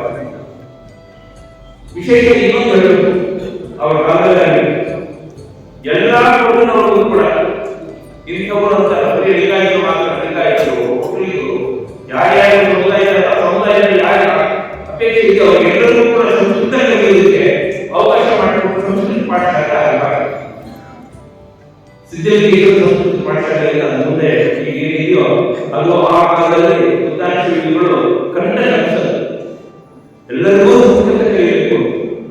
ಸಂಸ್ಕೃತಕ್ಕೆ ಒಂದು ವಿಶೇಷ ಇದೆ. ಯಾವುದೇ ಭಾಷೆಗೆ ಯಾವುದೇ ಕನ್ನಡ, ತೆಲುಗು, ತಮಿಳು, ಮಲಯಾಳಂ, ಗುಜರಾತಿ, ಮರಾಠಿ, ಕಾಶ್ಮೀರಿ, ಒರಿಯಾ ಇತ್ಯಾದಿ ಬೇಕಾದಷ್ಟು ಭಾರತದಲ್ಲಿ ಬೇಕಾದಷ್ಟು ಭಾಷೆಗಳಿವೆ. ಅದೇ ರಾಜ್ಯಗಳಲ್ಲಿ ಭಾಷೆಗಳಿವೆ. ಆ ಭಾಷೆಗಳಿಗೆ ಮೂಲ ಮಂತ್ರಶಕ್ತಿ ಇರುವುದು ಸಂಸ್ಕೃತದಲ್ಲಿ. ವಿಶೇಷ ಅಂದರೆ ಸಂಸ್ಕೃತದಲ್ಲಿ ಅದರ ನಾದದ ದೃಷ್ಟಿಯಿಂದ ಲಯ ಮತ್ತು ನಾದ ಎರಡು ದೃಷ್ಟಿಯಿಂದ ಬಹಳ ವಿಶೇಷ. ಅದು ಒಂದು ಸೆನ್ಸ್, ಒಂದು ಉಚ್ಚಾರ ಮಾಡಿದ್ರೆ ನಿಮ್ಮಲ್ಲಿ 72,000 ನಾಡಿಗಳು ಸಾವಿರ ನಾಣ್ಯಗಳಿದೆಯೋ 72,000 ನಾಣ್ಯಗಳಿವೆ. ಆ ನಾಣ್ಯಗಳಲ್ಲಿ ಯಾವುದನ್ನ ಸ್ವರ ಹೇಳ್ತೀವಲ್ಲ ಆ ಈ ಒಂದು ಹ್ರಸ್ವ ಒಂದು ದೀರ್ಘ ಮುಂದೆ ಪ್ಲುತ ಅಂತ ಮೂರು ಸ್ವರಗಳಿಗೆ ಪ್ಲುತ ಅಂತ ಕರೀತಾರೆ. ಇದನ್ನು ಉಚ್ಚಾರಣೆ ಮಾಡುವಾಗ ಶರೀರದಲ್ಲಿ ಇದು ಪ್ರಜ್ಞೆ ಹೋಗ್ತದೆ, ಬುದ್ಧಿ. ಇಲ್ಲೆಲ್ಲ ಬೇಕಾದಷ್ಟು ಸೆಲ್ಗಳಿವೆ. ಮೆದುಳಿನಲ್ಲಿ ಲಕ್ಷಾಂತರ ಸೆಲ್ಗಳಿವೆ. ಸೆಲ್ ಅಂತಂದ್ರೆ ಬೆಳಗ್ಗೆ ನಿರ್ಮಿಸಿದ ಬುದ್ಧಿಯ ಕಿರಣಗಳಲ್ಲ, ಒಂದೊಂದು ಕಿರಣಗಳು. ಅಷ್ಟು ಲಕ್ಷಾಂತರ ಸೆಲ್ಗಳಲ್ಲಿ ಈ ಒಂದೊಂದು ವೈಬ್ರೇಷನ್ ಉಂಟಾಗುತ್ತೆ. ಅಂದ್ರೆ ನೀವು ಒಂದನ್ನ ಸ್ವರಗಳನ್ನು ಉಚ್ಚಾರಣೆ ಮಾಡುವಾಗ, ಹ್ರಸ್ವ ಸ್ವರ ಉಚ್ಚಾರಣೆ ಮಾಡುವಾಗ, ದೀರ್ಘ ಸ್ವರ ಉಚ್ಚಾರಣೆ ಮಾಡುವಾಗ, ಪ್ಲುತ ಸ್ವರವನ್ನು ಉಚ್ಚಾರಣೆ ಮಾಡುವಾಗ, ಅಲ್ಪ ಪ್ರಾಣ ಹೇಳುವಾಗ, ಮಹಾಪ್ರಾಣ ಹೇಳುವಾಗ ಆ ಸ್ವರಗಳ ಮತ್ತು ವ್ಯಂಜನಗಳ ಸಂಯುಕ್ತವಾಗಿ ಇಡೀ ದೇಹದಲ್ಲಿ ಒಂದು ನರಗಳ ವ್ಯವಸ್ಥೆ ಇರುತ್ತೆ. ಈ ಬುದ್ಧಿ ಆ ಸೆಲ್ಗಳಿಗೆಲ್ಲ ಹೋಗಬಹುದು. ತಂತಿ ಏನಾಗುತ್ತೆ ಅಂದ್ರೆ ನಿಮ್ಮ ಬುದ್ಧಿ ವಿಕಾಸ ಆಗುತ್ತೆ. ಸಂಸ್ಕೃತ ಯಾಕೆ ಹೋಗಬೇಕು ಅಂತ ಹೇಳಿದ್ರೆ, ಸಂಸ್ಕೃತದಲ್ಲಿ ಉಚ್ಚಾರಣೆ ಮಹಾಪ್ರಾಣ, ಅಲ್ಪ ಪ್ರಾಣಗಳು, ಹ್ರಸ್ವ ಸ್ವರ, ದೀರ್ಘ ಸ್ವರ ಇವರು ಉಚ್ಚಾರಣೆ ಮಾಡೋದ್ರಿಂದ ನಿಮಗೆ ಬುದ್ಧಿ ಏನಾಗುತ್ತೆ ಅಂತ ಹೇಳಿದ್ರೆ ವಿಕಸಿತವಾಗುತ್ತೆ. ಅದನ್ನೇ ಸ್ವರಸಂಚಾರ ಅಂತ ಕರೆಯೋದು. ಸ್ವರಸಂಚಾರ ಎಷ್ಟು ಆಗುತ್ತೋ ಸಂಸ್ಕೃತದಲ್ಲಿ ಒಂದು ಶ್ಲೋಕ ಹೇಳ್ಕೊಡ್ತೀವಿ. ಆ ಶ್ಲೋಕ ಮೂಲಕ ನಿಮ್ಮ ದೇಹದಲ್ಲಿ ಮಾನಸಿಕವಾಗಿ ನಿಮ್ಮ ಬೆಳವಣಿಗೆ, ನಿಮ್ಮ ಮಾನಸಿಕ ಬೆಳವಣಿಗೆ ಸಂಸ್ಕೃತ ಮೂಲಕ. ಇದು ಒಂದು ಎರಡು ನಾನು ಬುಡ್ಬುಡಿಗೆ ಜನರು ಮಾತಲ್ಲ. ಇದನ್ನ ಇಂಗ್ಲೆಂಡ್ನಲ್ಲಿ, ಫ್ರಾನ್ಸ್ನಲ್ಲಿ, ಹೊರದೇಶದಲ್ಲಿ ಪ್ರಾಕ್ಟಿಕಲ್ ಆಗಿ ಅದನ್ನು ಮಾಡಿ ನೋಡಿದ್ದಾರೆ. ಅದನ್ನ ಪ್ರಾಕ್ಟಿಕಲ್ ಆಗಿ ಇದು ಹೌದಲ್ಲ ಒಂದು ಉಚ್ಚಾರಣೆ ಮಾಡಿದಾಗ ಒಬ್ಬರ ದೇಹದಲ್ಲಿ ಮನಸ್ಸಿನಲ್ಲಿ ಯಾವ ಬಗೆಯ ಸಂಕಲ್ಪ ಶಕ್ತಿ ಉತ್ತೀರ್ಣವಾಗುತ್ತೆ ಅನ್ನೋದನ್ನು ಅವರು ಪರಿಶೀಲನೆ ಮಾಡಿದ್ದಾರೆ. ಪರಿಶೀಲನೆ ಮಾಡಿಕೊಂಡಾಗ ಅನಿಸಿಕೆ ಏನು ಅಂತಂದ್ರೆ, ಯಾವುದೇ ಭಾಷೆಗಿಂತ ಸಂಸ್ಕೃತ ಭಾಷೆಯಲ್ಲಿ ಸಂಸ್ಕೃತದ ಸ್ವರಗಳನ್ನ, ವ್ಯಂಜನಗಳನ್ನ, ಯೋಗವಾಹಗಳನ್ನ ಉಚ್ಚಾರಣೆ ಮಾಡಿದಾಗ ಅವನಲ್ಲಿ ಬುದ್ಧಿಶಕ್ತಿ ಪ್ರಕಾಶಮಾನವಾಗುತ್ತೆ. ಯಾವುದನ್ನು ನಾವು ಮೆದುಳಿನಲ್ಲಿರುವ ಲಕ್ಷಾಂತರ ಸೆಲ್ಗಳಿಗೆ ಅದು ವಿಕಸಿತವಾಗುತ್ತೆ. ಎಷ್ಟೋ ಸೆಲ್ಗಳು ವಿಕಸಿತ ಆಗಲ್ಲ, ತುಂಬಾ ಸೆಲ್ಗಳು ವಿಕಸಿತ ಆಗಿ ಕೆಲವರು 4 ವರ್ಷದ ಹುಡುಗ ಅವನು ಸಂಗೀತದಲ್ಲಿ ಇದು ತಾಳ, ಇದು ಬಡ್ಡಿ ತಾಳ, ಇದು ಧಮ್ಮೆ, ಇದು ರೂಪಕ, ಹೀಗೆ ತಾಳನ್ನ ಹೇಳ್ಕೊಳ್ಳ. ಇದು ಸ್ವರ, ಇದು ಇಂತರ ಅಂತ ಹೇಳ್ಕೊಳ್ಳ. ಇದು ಮಾಯವಾಗಲ್ಲ, ಇದು ಆರತಿ, ಹೀಗೆ ರಾಗಗಳ ಹೆಸರು ಹೇಳ್ಕೊಳ್ಳ. ಈ 4 ವರ್ಷದ ಹುಡುಗ ಆಗೋದು ಹೇಳ್ತಾನೆ ಅಂದ್ರೆ, ಒಂದು ಅವನು ಹುಟ್ಟಿದಾಗ್ಯ ಹುಟ್ಟಿದಾಗ್ಯ ಹೋಗಿರುತ್ತೆ, ಕಲಿಕೆ ಹೋಗಿರುತ್ತೆ. ಈ ರೀತಿ ಬುದ್ಧಿ ಮೇಲೆ ಅಲ್ಲಿ ಬರೋದು ಕಾರಣ ಯಾವುದು ಅಂದ್ರೆ ಸಂಸ್ಕೃತ. ಆ ಕಾರಣದಿಂದಲೇ ಸಂಸ್ಕೃತ ಭಾಷೆಯನ್ನ ಅಷ್ಟು ಮಟ್ಟಿಗೆ ಸಂಸ್ಕೃತ ಉಳಿದ್ರೆ ಭಾರತ ಉಳಿಯುತ್ತೆ, ನಮ್ಮ ಸಂಸ್ಕೃತಿ ಉಳಿಯುತ್ತೆ. ಸಂಸ್ಕೃತ ನೀವು ಪಕ್ಕಕ್ಕೆ ಸೇರಿಸಿದ್ರೆ ನಿಮಗೆ ಭಾರತವೂ ಇಲ್ಲ, ಸಂಸ್ಕೃತಿ ಇಲ್ಲ. ಭಾರತೀಯ ಅನ್ನೋದು ವಿಶ್ವಗುರು ಸಾಧ್ಯ ಅಂದ್ರೆ ಈ ಭಾಷೆ ಮೂಲಕ. ಈ ಭಾಷೆಯಲ್ಲಿರ್ತಕ್ಕಂಥ ಜ್ಞಾನ ಸಂಪತ್ತಿ ಅಲ್ಲಿರುವ ಅಲಂಕಾರ, ಛಂದಸ್ಸು, ರಸಾಯನಶಾಸ್ತ್ರ, ಭೌತಶಾಸ್ತ್ರ, ಬೇಕಾದಷ್ಟು ಯಾವ್ಯಾವ ಬಗೆಯ ವಿಚಾರಗಳ ಅನುವಾಗಿದೆ. ನಿಮಗೆ ಆಯುರ್ವೇದ ವಿಜ್ಞಾನ ಇರುವುದು ಸಂಸ್ಕೃತದಲ್ಲಿ. ಅವರೇ ಆಯುಷನ್ನು ವೃದ್ಧಿ ಮಾಡೋದು, ನಿಮ್ಗೆ ಆಯುಷನ ಪ್ರಮಾಣ ಜ್ಞಾನವನ್ನು ತಂದುಕೊಡೋದು ಆಯುರ್ವೇದ. ನಮ್ಮ ದೇಶ ಆಯುರ್ವೇದಕ್ಕೆ ಹುಟ್ಟಿ ಹೋಗಿದೆ. ಇಲ್ಲಿರುವ ಪರಿಸರಕ್ಕೂ, ನನಗೂ, ನನ್ನ ಉಸಿರಾಟಕ್ಕೂ, ನನ್ನ ಆಹಾರಕ್ಕೂ, ನನ್ನ ಪ್ರಕೃತಿಗೂ, ನನ್ನ ಜೀವನಶೈಲಿಗೂ ಎಲ್ಲ ಕ್ರಮವಾಗಿರೋದು ಈ ಪರಿಸರ. ಈ ಪರಿಸರಕ್ಕೆ ಅನುಗುಣವಾಗಿ ವೈದ್ಯ, ಈ ಪರಿಸರಕ್ಕೆ ಅನುಗುಣವಾಗಿ ನನ್ನ ಕಾಯಕ, ಈ ಪರಿಸರಕ್ಕೆ ಅನುಗುಣವಾಗಿ ನನ್ನ ಜ್ಞಾನ, ಇವೆಲ್ಲ ಒಂದು ಸಂಯುಕ್ತ ರೂಪ ಇದೆ. ಇಂಥ ಸಂಯುಕ್ತ ರೂಪ ಆಗೋದು ಭಾರತ. ಈ ರೀತಿಯನ್ನು ಹೇಳ್ಕೊಳ್ಳೋದು ಯಾವುದು ಸಂಸ್ಕೃತದಲ್ಲಿರುವುದು. ಹಾಗಾಗಿ ಸಂಸ್ಕೃತ ಬಹಳ ವಿಶೇಷ ಅಂತ ಹೇಳಿ ಆ ಕಾಲದಲ್ಲಿ ವೃತ್ತಿಗೆ ಅವರು ತಿಳ್ಕೊಂಡು, ಆ ಕಡೆ ಲಿಂಗರಾಜರು ಮಹಾರಾಜರು ತಿಳ್ಕೊಂಡಿದ್ರು. ಬೇಕಾದಷ್ಟು ಎಲ್ಲರೂ ಕೂಡ ಈ ಸಂಸ್ಕೃತಿಗೆ ಪ್ರೋತ್ಸಾಹ ಕೊಡೋದು ಕಾರಣ ಹಾಗೆ. ಸಂಸ್ಕೃತವನ್ನು ಜನರಿಗೆ ಕೊಡೋದು ಸಂಸ್ಕೃತಿ ಉಳಿಯುತ್ತೆ. ಬರೀ ಕೇವಲ ಹೊರಗಿನ ಭೌತಿಕವಾದಂತಹ ಸುಖಮುಕ್ತಿ ಮಾತ್ರ ಅಂತರ್ಗತ ಬೆಳವಣಿಗೆ ಸಂಸ್ಕೃತ ಬೇಕು, ಅಂತರ್ಗತ ಶುದ್ಧಿಗೆ ಸಂಸ್ಕೃತ ಬೇಕು. ಸಂಸ್ಕೃತದ ಮೂಲಕ, ಆ ಭಾಷೆಯ ಮೂಲಕ ನಾನೇನು ಬೇಕು ತಿಳಿಸಿ. ನಮಗಿರೋದು ಒಂದೇ, ಮನುಷ್ಯರಿಗಿರೋದು ಒಂದೇ ಒಂದೇ ಅಂದ್ರೆ ಅದು ಭಾಷೆ. ಭಾಷೆ ಭಾಷೆಯನ್ನು ಬೆಳೆಯುತ್ತಾ ಹೋಗಿದ್ರೆ ಇಡೀ ಜಗತ್ತರ ಅಂಧಕಾರ ಆ ಭಾಷೆಯನ್ನು ಕೊಟ್ಟಿದ್ದರಿಂದ ನಾವು ನೋಡ್ತಿದ್ದೀವಿ. ಕಣ್ಣಿಗೆ ಸರಿ, ಕಿವಿಗೆ ಸರಿ, ಬಾಯಿಗೆ ಸರಿ, ಅದರ ಹೊರಡೆ ಮಾಡಬೇಕಲ್ಲ, ಏನು ಬೇಡುತ್ತಲ್ಲ ಮಾತನ್ನ ಸಂವಹನ ನಡೆಸಬೇಕಲ್ಲ. ಒಂದು ಲೋಕೋಪಕಾರಕವಾದ ಭಾಷೆ ಇದೆ, ನಾಮೋಪಕಾರಕವಾದ ಭಾಷೆ ಇದೆ. ಹೀಗೆ ಲೋಕ ಮತ್ತು ಜ್ಞಾನ ಎಲ್ಲದೂ ಸಮಾರಂಭ ಮಾಡೋದು ಈ ಭಾಷೆ. ಹಾಗಾಗಿ ಈ ಭಾಷೆಗೆ ಮುಂದೆ ಎಲ್ಲ ರಾಜ್ಯ ಭಾಷೆಗಳಲ್ಲಿ ಸಂಸ್ಕೃತ ಅನ್ನೋದು ಕನ್ನಡದಲ್ಲಿ, ತೆಲುಗಿನಲ್ಲಿ, ತಮಿಳಿನಲ್ಲಿ, ಗುಜರಾತಿನಲ್ಲಿ, ಮರಾಠಿಯಲ್ಲಿ, ಸಿಂಧಿನಲ್ಲಿ, ಒರಿಯಾದಲ್ಲಿ, ಕ್ಷತ್ರಿಯದಲ್ಲಿ, ನೀವು ಯಾವುದೇ ಭಾಷೆ ತಗೊಳ್ಳಿ, ಆ ಎಲ್ಲ ಭಾಷೆಗಳಲ್ಲಿ ಹೆಚ್ಚು ಕಡಿಮೆ 65-70% ಎಲ್ಲ ಸಂಸ್ಕೃತಗಳಲ್ಲಿ ವ್ಯಾಕರಣದಲ್ಲಿ ಎಲ್ಲವೂ ಅದೇ. ಸಂಸ್ಕೃತದ ವ್ಯಾಕರಣದ ಒಂದು ಸ್ಟ್ರಕ್ಚರ್ಸ್ ಏನಿದೆಯೋ ಆ ಸ್ಟ್ರಕ್ಚರ್ಸ್ ಒಂದು ಭಾಷೆಗಳಲ್ಲಿ. ಹಾಗಾಗಿ ಸಂಸ್ಕೃತವನ್ನು ಓದಬೇಕಲ್ಲ ಅನ್ನೋದು ಉದ್ದಾನಶಿಲ್ಪಿಗಳ ಅಭಿಪ್ರಾಯ. ಅದೇ ರೀತಿ ಅವರು ಆಗ ಸಂಸ್ಕೃತ ಪಾಠಶಾಲೆ ಕೂಡ ಸಂಸ್ಕೃತ ಪಾಠಶಾಲೆ ಆರಂಭವಾಗಿದೆ. ಕಾರಣ ಕೃಷ್ಣರಾಜ್ ಅವರು ಪ್ರಮುಖ ಅವರು ಪಕ್ಷ ಏನಾದರೂ ಮಾಡದೆ ಹೋಗಿದ್ರೆ ಇದನ್ನು ಮುಂದುವರಿಸೋದಕ್ಕೆ ಡಾಕ್ಟರ್ ಶಿವಕುಮಾರ ಸ್ವಾಮಿಗಳು ಏನಾದರೂ ಈ ಕ್ಷೇತ್ರಕ್ಕೆ ಅವಸರ ಹೊಡೆದು ಹೋಗಿದ್ರೆ ನಾವು ಇಲ್ಲ, ನೀವು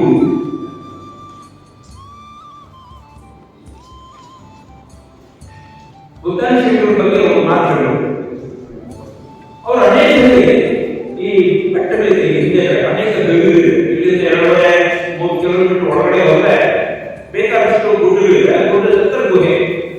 ಕೆಲವು ಸರಿ ಅವರು ಗುಡ್ಡ ಗವಿಗಳಿಗೆ ಹೋಗ್ಬಿಡೋದು, ಒಂದು ಸಂಜೆ ಹೊರಟೋದು. ಹೋಗುವಾಗ ಅವ್ರ ಜೊತೆ ಯಾರು ಹೋದ್ರೆ ಒಂದ್ಸರಿ ಬಳಸಿದಂತ ಕಡೆ ಬರೀತ ನಾನು ಒಂದ್ಸರಿ ಅವ್ರು ಹಿಂದೆ ಹೋದೆ, ಮಕ್ಕಳ ಹೋಗು ಕತ್ತಾಗಿತ್ತು, ದೊಂದಿ ಹಿಡ್ಕೊಂಡಿದ್ದೆ, ಬೇಡ ಬೇಡ ಹೋಗೋದು ಕಳಿಸಿದ್ರು ನನ್ನ. ಆಮೇಲೆ ಅವ್ರು ಹೋಗುವಾಗ ಆ ಕಡೆ ಈ ಕಡೆ ದೊಂದಿಗಳ ಬೆಳೆದಲ್ಲಿ ಅವರು ಗುಹೆ ಒಳಗೆ ಹೋದ್ರು. ಗುಹೆ ಒಳಗೆ ಹೋಗಿ ಅಲ್ಲಿ ಧ್ಯಾನ ಮಾಡ್ಕೊಂಡು ವಾಪಸ್ ಹೋದ್ರು. ಶಿವಕುಮಾರ ಸ್ವಾಮಿಗಳು ಅಲ್ಲಿ ಕೂತ್ಕೊಂಡು ಅನೇಕ ವಿಭೂತಿ ಮತ್ತು ಕಾಯಗಳನ್ನು ಕೊಡ್ತಿದ್ರಲ್ಲ, ಅದೆಲ್ಲ ಕೊಟ್ಟಿದ್ದ ಯಾರು ಉದಾಸೀನರು.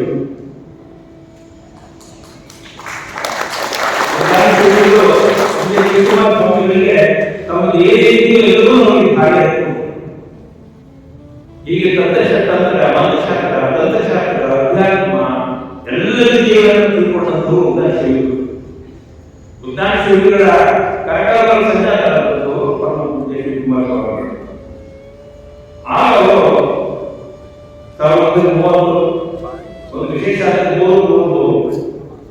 3ನೇ ತಾರೀಕು 3ನೇ ತಿಂಗಳು 1930 ಆ 3 ಶಿವಕುಮಾರ ಸ್ವಾಮಿಗಳು ಸಂವಿಧಾನ ಮಾಡಿ ಅವರಿಗೆ ಪಟ್ಟಾಧಿಕಾರವನ್ನು ವಹಿಸಿಕೊಡ್ತಾರೆ. 1441 ವಿಧಾನಸಭೆಗಳು ದೆಹಲಿಯಾಗ್ತಾರೆ. ಉದ್ದಾನಶಿಲ್ಪಿಗಳು ಇವರಿಗೆ 2 ಪ್ರಮುಖ ಕೊಡ್ತಾರೆ. ಒಂದು ಶಿವಕುಮಾರ ಸ್ವಾಮಿಗಳು ಕೊಟ್ಟಿದ್ದೆ ಅಂದರೆ ಒಂದು ದೃಷ್ಟಿಪಾತ, ಇನ್ನೊಂದು ಶಕ್ತಿಪಾತ. ಶೈವ ಸಂಪ್ರದಾಯದ ಶಕ್ತಿಪಾತ ಇದೆ, ವೀರಶೈವ ಸಂಪ್ರದಾಯದ ಶಕ್ತಿಪಾತ. ಭೌತಿಕವಾಗಿ ಅದನ್ನ ಹಸ್ತವಾಗಿ ಮಸ್ತಕದಲ್ಲಿ ಇಟ್ಟಾರೆ, ಅದರ ಶಕ್ತಿಪಾತ ಅಂತ ಕರೀತಾರೆ. ಶಕ್ತಿ ಅಂದ್ರೆ ತನ್ನೊಳಗಿರುವ ಆಧ್ಯಾತ್ಮಿಕವಾದ, ಯೌಗಿಕವಾದ ಎಲ್ಲ ಶಕ್ತಿಯನ್ನು ತನ್ನ ಶಿಷ್ಯರಿಗೆ ಧಾರೆ ಕೊಡೋದು. ತಾನು ಏನು ಅಲ್ಲ ಇದೆಲ್ಲವೂ ನಿನ್ನೆ ಅಂತ ಹೇಳಿಕೊಡೋದು. ಇದು ಕಾಶ್ಮೀರದಲ್ಲಿ ಬೇಕಾದಷ್ಟು ಕಷ್ಟದ ತಂತ್ರ, ಮಾನಸಿಕ ತಂತ್ರ, ಈ ತಂತ್ರಗಳಲ್ಲಿ ಶಿಷ್ಯನಿಗೆ ಹೇಗೆ ಶಕ್ತಿಪಾತ ಮಾಡ್ತಾರೆ ಅನ್ನೋದು ಇದೆ. ಮೊದಲು ಉದ್ದಾನಶಿಲ್ಪಿಗಳು ಶಿವಕುಮಾರ ಸ್ವಾಮಿಗಳು ಕೊಟ್ಟಿದ್ದ ದೃಷ್ಟಿಪಾತ ಮತ್ತು ಅವ್ರ ದೃಷ್ಟಿ ಮೂಲಕ ಅವರನ್ನು ಬೆಳೆಸಿದರು. ಅದಾದ್ಮೇಲೆ ತನ್ನ ಈ ಶಕ್ತಿಪಾತ ಮಾಡಿದರು. ತಮ್ಮ ಎಲ್ಲರನ್ನು ಅಲಂಕರಣೆ ಮಾಡಿ ಅವರು ವಿಜಯಿಗಳಾದರು. 80 ವರ್ಷ ಅವರಿಗೆ ಸಿದ್ಧಗಂಗೆಯಲ್ಲಿ ಉದ್ದಾನಶಿಲ್ಪಿಗಳು 80 ವರ್ಷಗಳ ಕಾಲ ಸಿದ್ಧಗಂಗೆ ಪವಿತ್ರ ಕ್ಷೇತ್ರವನ್ನು ಮಾಡಿದವರು. ಅವರು ಮಾಡಿಕೊಟ್ಟ ಯಾವುದೊಂದು ವಿಸ್ತಾರತೆ ಇದೆಯೋ ಆ ವಿಸ್ತಾರತೆಯನ್ನು ಭೌಮಗೊಳಿಸಿದ್ದು ಪರಮಪೂಜ್ಯ ಶಿವಕುಮಾರ ಸ್ವಾಮಿ. ಭೌಮ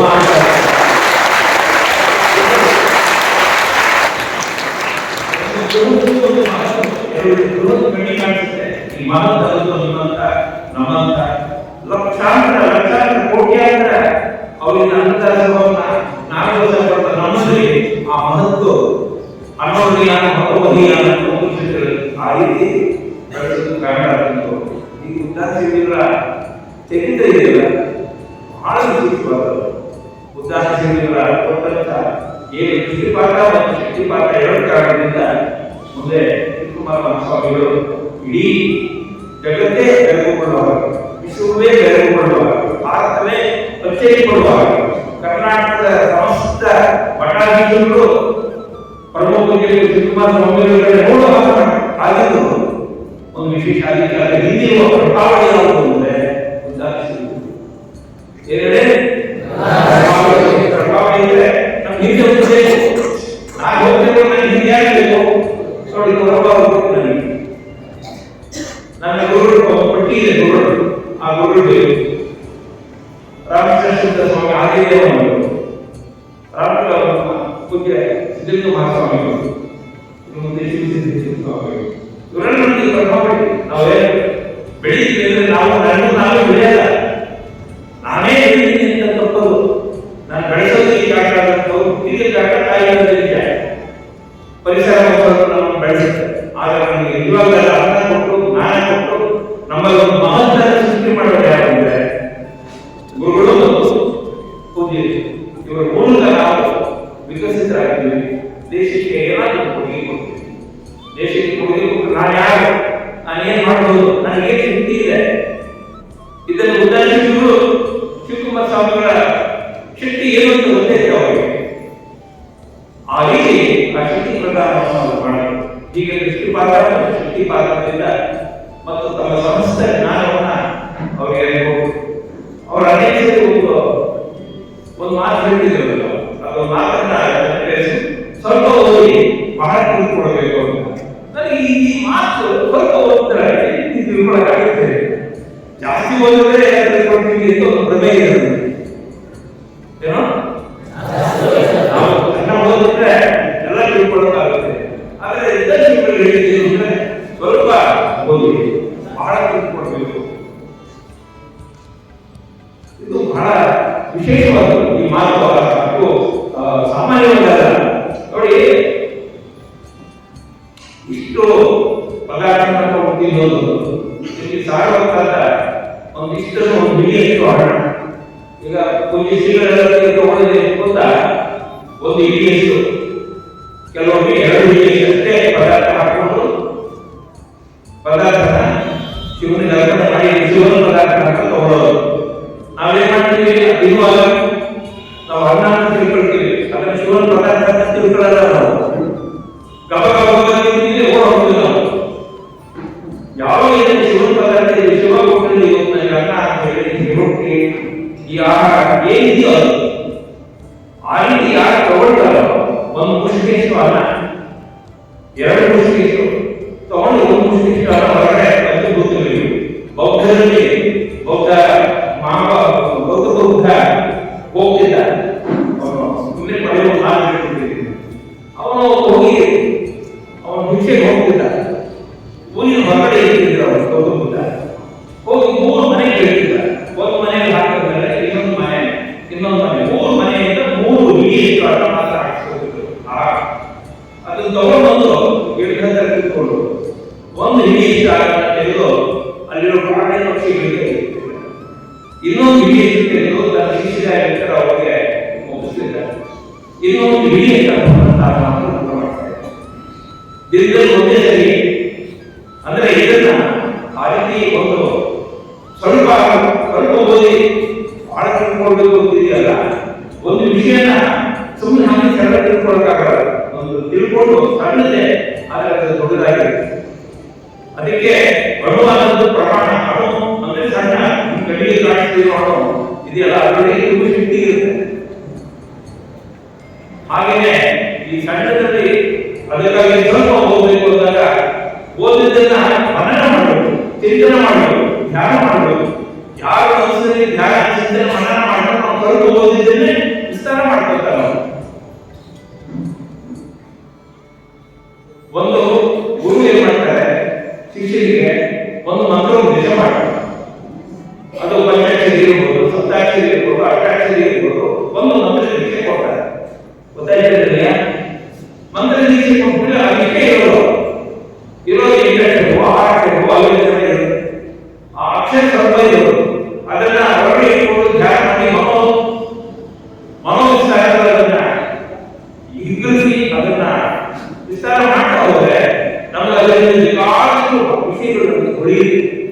ಇದನ್ನೇ ಉದಾಹರಣೆ ಸ್ವಲ್ಪ ಹೋಗಬೇಕು, ತಿಳಿಯಬೇಕು. ಹೀಗೆ ಅಧ್ಯಯನ ಕ್ರಮ ಬಿಚ್ಚಿಕೊಂಡು ಎಲ್ಲ ಮಾಡಿ ಇವತ್ತು ಈ ಪವಿತ್ರ ಚಿತ್ರ ಮಾಡಿದ ಆ ಪುಣ್ಯಪುರುಷರು ಉದಾಹರಣೆಗಳು ಅವರನ್ನೇ ಇಲ್ಲಿ ಪ್ರತಿಷ್ಠಾಪನೆ ಮಾಡಿದ್ರು. ಹಾಗೆ ಮುಂದೆ ಆ ಇಬ್ಬರ ನೆನಪು ಮತ್ತು ಪ್ರಮುಖ ಶ್ರೀ ಶಿವಕುಮಾರ ಮಹಾಸ್ವಾಮಿಗಳವರ ನೆನಪನ್ನು ನಾವು ಮಾಡಿಕೊಂಡ ಅಂತರ್ಶುದ್ಧಿ ಹೆಚ್ಚು ಮಾಡಿಕೊಂಡ ಬಯಲು ಶುದ್ಧಿ ಎಷ್ಟು ಅಗತ್ಯವೋ ಅಂತರ್ಶುದ್ಧಿಯೋ ಗಟ್ಟಿ ಆಗುತ್ತೆ. ನಾವು ತಿನ್ನುವ ಆಹಾರ, ನಮ್ಮ ನಡವಳಿಕೆ, ನಮ್ಮ ಓದಿನ ಕ್ರಮ, ನಮ್ಮ ಜೀವನ ಶೈಲಿ ಎಲ್ಲದರಲ್ಲೂ ಪಾವಿತ್ರ್ಯ ಬರ್ತದೆ. ಆ ಪಾವಿತ್ರ್ಯದಲ್ಲಿ ನಾವು ಬದುಕಬೇಕು. ನಾವು ತಿನ್ನುವಾಗ ನಾನು ಊಟ ಮಾಡ್ತಾ ಇದ್ದೀನಿ ಅಂತ ತಿಳ್ಬೇಕು. ನಾನು ಓದುವಾಗ ನಾನು ಇದನ್ನು ಓದ್ತಾ ಇದ್ದೀನಿ, ಈ ಜ್ಞಾನ ಗ್ರಹಿಸಿ ನಾನು ಹೊರಗಡೆ ಹೋಗಿ ಕೂತ್ಕೊಂಡು ನನಗೆ ಇಷ್ಟ ಆಗುತ್ತೆ ಮಾಡಿರ್ತಾರೆ ನಾನು ಅದಕ್ಕೆ ವಿದ್ಯೆಯನ್ನು ಪ್ರಾರ್ಥಿಸಬೇಕು. ಅದಕ್ಕೆ ವಿದ್ಯಾರ್ಥಿ ವಿದ್ಯೆಯನ್ನ ಆಚರಿಸೋದು, ಅದನ್ನು ಬಯಸೋದು, ತಗೊಂಡದನ್ನ ಭಜನೆ ಮಾಡೋದು. ಪ್ರತಿಯೊಂದು ಕೆಲಸದಲ್ಲೂ ನಿಷ್ಠೆ, ಶ್ರದ್ಧೆ, ಅದರ ಬಗ್ಗೆ ಪಾವಿತ್ರ್ಯ ಭಾವನೆ ಅವ್ರು ಬೆಳೆಸ್ಕೊಳ್ತಾ ಹೋದ್ರೆ ನಾವು ಉದ್ಯೋಗಿಗಳಿಗೂ ಅಟವೀಶ್ವರಿಗೂ ಪರಮಪೂಜ್ಯ ಶಿವಕುಮಾರ ಮಹಾಸ್ವಾಮಿಗಳವರೆಗೂ ನಾವು ಒಂದು ಗೌರವ ವೃತ್ತಿಯನ್ನು ಅರ್ಪಣೆ ಮಾಡೋಕ್ಕೆ ಅವಕಾಶ ಆಗುತ್ತೆ. ಇಂಥ ಒಂದು ಒಳ್ಳೆ ನಿಮ್ಮ ಜೊತೆಗೆ ಮಾತಾಡೋದಕ್ಕೆ ಒಂದು ಅವಕಾಶ ಮಾಡಿಕೊಂಡಿದ್ದಾರೆ. ಕೊನೆಯಲ್ಲಿ ಸಕಲೇಶ್ ಮಾತಾಡಿದ ಒಂದು ವಚನ ಇದೆ. ಆ ವಚನ ಈ ವಿದ್ಯಾರ್ಥಿಗಳಿಗೂ ಅಟವೀಶ್ವರಿಗೂ ಎಲ್ಲರಿಗೂ ಅಗತ್ಯವಾಗುವಂತ ಒಂದು ವಚನ. ಜ್ಯೋತಿ ಮುಟ್ಟಿದ ಭಕ್ತಿ, ಜ್ಯೋತಿ ಮುಟ್ಟಿದ ಭಕ್ತಿ ಎಲ್ಲ ಜ್ಯೋತಿಯ ಉದಯ. ಜ್ಯೋತಿ ಮುಟ್ಟಿದ ಭಕ್ತಿ ಎಲ್ಲ ಜ್ಯೋತಿಯ ಉದಯ. ಸಾಗರ ಮುಟ್ಟಿದ ನದಿಗಳೆಲ್ಲ ಸಾಗರ ಉದಯ. ಪ್ರಸಾದ ಮುಟ್ಟಿದ ಪದಾರ್ಥಗಳೆಲ್ಲ ಪ್ರಸಾದ ಉದಯ. ಲಿಂಗ ಮುಟ್ಟಿದ ಅಂಗವೆಲ್ಲ ಲಿಂಗದ ಉದಯ. ಸಕಲೇಶ್ವರ ದೇವ, ನಿಮ್ಮ ಹುಟ್ಟಿದವರೆಲ್ಲ ನಿಮ್ಮಂತೆ ಅಪಾಯ. ಉದಾಹರಣೆಗಳಿಗೆ ಹೀಗೆ ಜ್ಯೋತಿಯನ್ನ ಜ್ಯೋತಿ ಹುಟ್ಟಿದ ಜ್ಯೋತಿಯಲ್ಲ ಜ್ಯೋತಿ ಆಗುವ ಹಾಗಾಯ. ಅಲ್ಲಿ ಉದಾಹರಣೆಗಳು ಶಿವಕುಮಾರ ಸ್ವಾಮಿಗಳು ಸಿದ್ದೇಶ್ವರ ಮಹಾಸ್ವಾಮಿಗಳಿಗೆ ಈ ಜ್ಯೋತಿಯನ್ನ ಅರ್ಪಣೆ ಮಾಡ್ತಿದ್ದು ನಿತ್ಯ ನಿರಂತರವಾಗಿ ಒಬ್ಬೊಬ್ಬ ಸ್ವಾಮಿಗಳು ಹಾಗೆ ಮುಂದುವರೆದು ಲೋಕೋದ್ಧಾರಕ್ಕಾಗಿ, ಸಮಾಜದ ಉದ್ಧಾರಕ್ಕಾಗಿ, ಅಧ್ಯಾತ್ಮದ ಬೆಳವಣಿಗೆಗಾಗಿ ಅವರೆಲ್ಲ ಮಾಡಿದ್ದು ಒಂದು ವಿಶೇಷವಾದ. ಈ ಸಂದರ್ಭದಲ್ಲಿ ಒಂದು ಕೃತಿ ಒಂದು ಲೋಕಾರ್ಪಣೆ ಆಗಿದೆ. ಅದರ ಬಗ್ಗೆ ಒಂದು 5 ನಿಮಿಷ ಹೇಳಿ ಇದ್ರ ಬಗ್ಗೆ ವಿಶೇಷ ಅಂತಂದ್ರೆ ಚೆನ್ನಪ್ಪ ಮೇಷ್ಟ್ರು ಒಬ್ಬ ಇವಾಗ ಒಬ್ಬ ಮೇಷ್ಟ್ರು ಎಲ್ಲಿರ್ಬೇಕು ಅಂದ್ರೆ ಇರಬೇಕು. ಸ್ವಾಮಿಗಳ ಪಾದ ಹೀಗೆ ಸ್ಪರ್ಶ ಮಾಡೋದಂದ್ರೆ ನಾವು ಧನ್ಯತೆ ಅನುಭವಿಸಬೇಕಾಗುತ್ತೆ. ಆದ್ರೆ ಮೇಷ್ಟ್ರ ತುಂಬಾ ಚೆನ್ನಪ್ಪ ಮೇಷ್ಟ್ರು ನನಗೆ 5ನೇ ಕ್ಲಾಸ್ನಲ್ಲಿ ನಾನು ಓದುವಾಗ ಹೀಗೆ ಗೌರ್ಮೆಂಟ್ ಅವರ ಬಾಯಿ ತಿಳಿಸಿಕೊಂಡು ಓದುವಾಗ ಆಗ ಅವರು ಹೆಡ್ ಮಾಸ್ಟರ್ ಆಗಿದ್ದಾರೆ. ಒಂದು ವರ್ಷ ಮಾತ್ರ ನಾನು ಅವರಿಂದ ಪಡ್ತಾರೆ. ನಾನು ಅವರನ್ನು ನನಗೆ ಅಸ್ಪಷ್ಟವಾಗಿ ಇದನ್ನು ಓದುವಾಗ ನನಗೆ ತಕ್ಷಣದಲ್ಲಿ ನೆನಪಾಯಿತು ಅವರು ಒಳ್ಳೆ ಸುಸಂಸ್ಕೃತವಾದ ಹುಡುಗರು ನನ್ನ ಹುಟ್ಟಿ ಅವರು ಒಳ್ಳೆ ಮಟ್ಟದಲ್ಲಿ ಬೆಳೆದು ಒಂದು ಛಲದಿಂದ ಸಾಧನೆ ಮಾಡಿ ಅವರು ಮೇಷ್ಟ್ರಾಗಿ, ಒಬ್ಬ ಉಪಾಧ್ಯಾಯರಾಗಿ, ಶಿಕ್ಷಕರಾಗಿ, ಅತ್ಯುತ್ತಮ ಶಿಕ್ಷಕರಾಗಿ, ವಿಶೇಷ ಅವರು ಮ್ಯಾಥಮೆಟಿಕ್ಸ್ ಮತ್ತು ಇಂಗ್ಲಿಷ್ ಅವ ಎರಡು ಮ್ಯಾಥಮೆಟಿಕ್ಸ್ ಒಂದು ಭಾಷೆ, ಇನ್ನೊಂದು ಮ್ಯಾಥಮೆಟಿಕ್ಸ್ ಎರಡರಲ್ಲೂ ತುಂಬಾ ಅಸಾಮಾನ್ಯವಾದ ಪ್ರತಿಭೆಗಳು. ಯಾರಾದ್ರೂ ಏನಾದರೂ ಒಂದು ಸಮಸ್ಯೆ ಬರ್ತವೆ ಮ್ಯಾಥಮೆಟಿಕ್ಸ್ ನಲ್ಲಿ, ಗಣಿತದಲ್ಲಿ ಏನೋ ಸಮಸ್ಯೆ ಬಂತು ಅಂದ್ರೆ ಆ ಸಮಸ್ಯೆ ಒಂದೇ ಕ್ಷಣದಲ್ಲಿ ಅವರ ತಮ್ಮ ಚಂದ್ರಶೇಖರ ಶರ್ಮಾ ಅವರು ಕೂಡ ಇದೇ ರೀತಿ ಇದ್ದರು. ಆ ಪರಂಪರೆಯಲ್ಲಿ ಬಹಳ ವಿಶೇಷ ಮ್ಯಾಥಮೆಟಿಕ್ಸ್ ಇವರು ಮನಸ್ಸಂದ್ರೆ ಒಂದು ವಿಶೇಷ ಲೆಕ್ಕಾಚಾರ. ಈ ಮ್ಯಾಥಮೆಟಿಕ್ಸ್ ಏನ್ ಮಾಡ್ತಾರೆ ಗೊತ್ತಾ ಇಲ್ವೋ ನಿಮಗೆ? ಮ್ಯಾಥಮೆಟಿಕ್ಸ್ ಅರ್ಥ ಆಯ್ತು ಅಂದ್ರೆ ಮ್ಯಾಥಮೆಟಿಕ್ಸ್ ಒಂದು ರಹಸ್ಯ ಸೀಕ್ರೆಟ್ ಇದೆ. ಆ ಮ್ಯಾಥಮೆಟಿಕ್ಸ್ ನಲ್ಲಿ ನೋಡಿ ಸೀಕ್ರೆಟ್ ಗೊತ್ತಾಯ್ತು ಅಂದ್ರೆ ಒಂದೇ ನಿಮಿಷದಲ್ಲಿ ಹಂಗೆ ಹೇಳ್ಬೋದು ಅಂತ. ಯಾವ ಮ್ಯಾಥಮೆಟಿಕ್ಸ್ ತಿಳ್ಕೊಂಡಿರ್ತಾರೆ ಈ ಸೃಷ್ಟಿಯ ರಹಸ್ಯ ಏನು ಅಂತ ಗೊತ್ತಾಗುತ್ತೆ. ಇದು ಗ್ರೀಕ್ ನಲ್ಲಿ ಮ್ಯಾಥಮೆಟಿಕ್ಸ್ ತುಂಬಾ ಕೆಲಸ ಮಾಡ್ತಿದ್ರು. ಫಿಲಾಸಫಿ ಮ್ಯಾಥಮೆಟಿಕ್ಸ್ ಅಂತ ಹೇಳಿ ಒಂದು ಪುಸ್ತಕ ಬರೆದಿದ್ದಾರೆ. ಸುಮಾರು ಒಂದು 350 ಪುಸ್ತಕ. ಆ ಮ್ಯಾಥಮೆಟಿಕ್ಸ್ ಫಿಲಾಸಫಿ ಅಂತ ಅವರು ಬರೆದಿದ್ದಾರೆ. ಈಗ ಸಂಖ್ಯೆಗಳು ನೋಡುವುದು ಈ ಲೋಕವನ್ನೆಲ್ಲ ಅರ್ಥ ಮಾಡ್ಕೊಳ್ಳೋದು. ನೀವು 3 ಅಂತ ಹೇಳಿದ ತಕ್ಷಣ ಬ್ರಹ್ಮ ವಿಷ್ಣು ಮಹೇಶ್ವರ, 5 ಅಂತ ತಕ್ಷಣ ವಿಷಯಗಳು ಯಾವಾಗ ಬಂದಾಗ ಅಥವಾ ಇಂದ್ರಿಯಗಳು ಯಾವಾಗ ಬಂದಾಗ 5 ಇಂದ್ರಿಯಗಳು ತಕ್ಷಣ ಬರುತ್ತೆ. 5 ನಾವು ಸಂಖ್ಯೆ 5 ಇಂದ್ರಿಯಗಳು ಬರುತ್ತೆ. ಸಪ್ತ ಪದಾರ್ಥಗಳು 7 ಪದಾರ್ಥಗಳನ್ನು ಬರುತ್ತೆ. ಅಷ್ಟಾವರಣ 8 ಆವರಣ ಯಾವ್ಯಾವ ಅಂದ್ರೆ ಒಂದು ಸಂಖ್ಯೆ ಒಂದು ತತ್ವದ ವಿನ್ಯಾಸವನ್ನು ರೂಪಿಸುತ್ತೆ. ಹಾಗಾಗಿ ಮ್ಯಾಥಮೆಟಿಕ್ಸ್ ಇದೆಲ್ಲ ಬಹಳ ವಿಶೇಷವಾದ. ನಮ್ಮ ಜನರು ಒಳ್ಳೆ ಮ್ಯಾಥಮೆಟಿಕ್ಸ್ ನಲ್ಲಿ ಪಾಠ ಮಾಡೋರು, ಅದರ ಜೊತೆಗೆ ಒಳ್ಳೆ ಇಂಗ್ಲಿಷ್ ಕೂಡ. ಅವರು ತಮ್ಮ 50ರಲ್ಲಿ 1950ರ ಪ್ರಾಯದಲ್ಲಿ ಇದನ್ನು ಬರೆಯಲು ಶುರು ಮಾಡಿದ್ರು. ಅವರು ಆತ್ಮಕಥೆ ಬರೆದಿದ್ದಾರೆ, ಇಂಗ್ಲಿಷ್ ಬರೆದಿರೋರು. ಬಹಳ ಸುಂದರವಾದಂತಹ ತೋರಿಸಿದ್ರು ನಮಗೆ. ಆ ಪುಸ್ತಕದ ನಮ್ಮ ಪರಮೇಶ್ವರ ತಮ್ಮ ತಂದೆಯವರ ನಾವು ನೋಡ್ತಾ ಇದ್ದೀವಿ. ಎಷ್ಟು ಒಳ್ಳೆ ಆ ಕಾಲದ ಒಳ್ಳೆ ಸ್ಟೈಲಿಶ್ ಇಂಗ್ಲಿಷ್. ಆ ಇಂಗ್ಲಿಷ್ ಬರವಣಿಗೆ ಪೂರ್ಣಿಸ್ತಾ ಇದೆ. ಆ ಇಂಗ್ಲಿಷಿನ ಮೂಲ ಪ್ರತಿಯನ್ನು ಹಾಕಿದ್ದಾರೆ.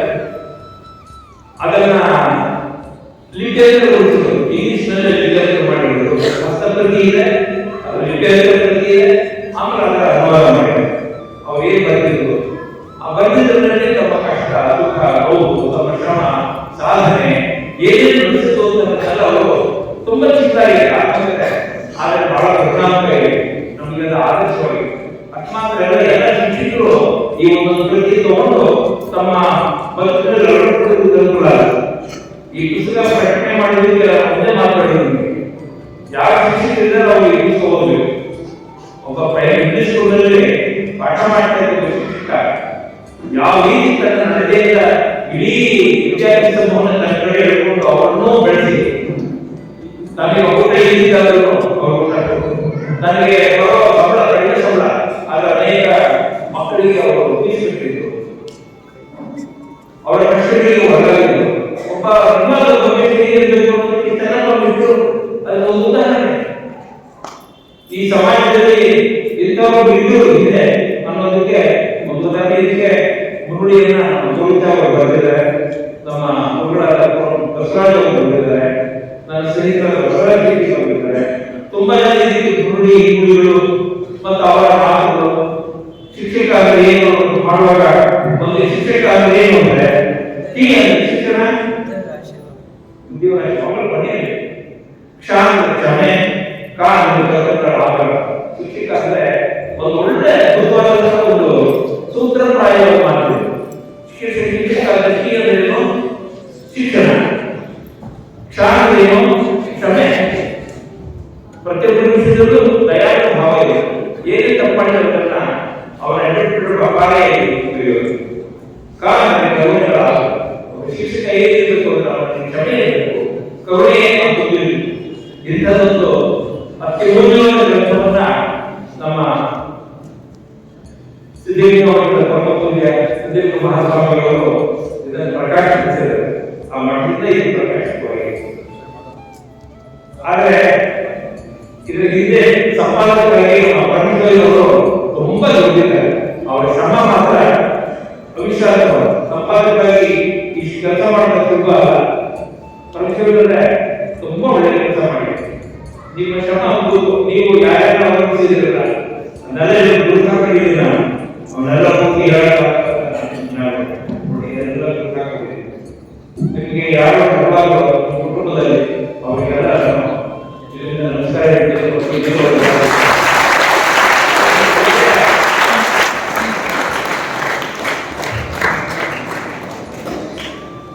ಇಬ್ಬರು ಹೆಣ್ಮಕ್ಳು ಅವರಿಗೆ ತುಂಬಾ ಜನ ಬಟ್ ಇದನ್ನ ಮನುಷ್ಯರಲ್ಲಿ ನೋಡುವಾಗ ಆಮೇಲೆ ಇವರು ಸಂಪ್ರದಾಯವರ ದೇವಸ್ಥಾನ 300 ವರ್ಷಗಳ ಹಿಂದೆ ಉತ್ತರ ಕರ್ನಾಟಕದಲ್ಲಿ ಬಂದು ನೆಲೆಸಿದ ಸಂದರ್ಭವನ್ನು ಕೂಡ ಹೇಳ್ತಾರೆ. ಆಮೇಲೆ ಬದಲಾವಣೆ ಮಾಡಲಿಲ್ಲ. ವಿಶೇಷವಾಗಿ ಗೌರೀಶಂಕರ ಸ್ವಾಮಿಗಳು ಅವರನ್ನ ನಮ್ಮ ಚಂದ್ರಬಾಬು ನೋಡಿದ್ರು. ಒಂದು ವರ್ಷ 2 ತಿಂಗಳು ಕಾಶಿಗೆ ಅವರ ಸಂಬಂಧ ಅಭ್ಯಾಸ ಮಾಡುವಾಗ ಈಗ ಅನೇಕರಿಂದ ಅನುಗ್ರಹ ಪಡೆದವರು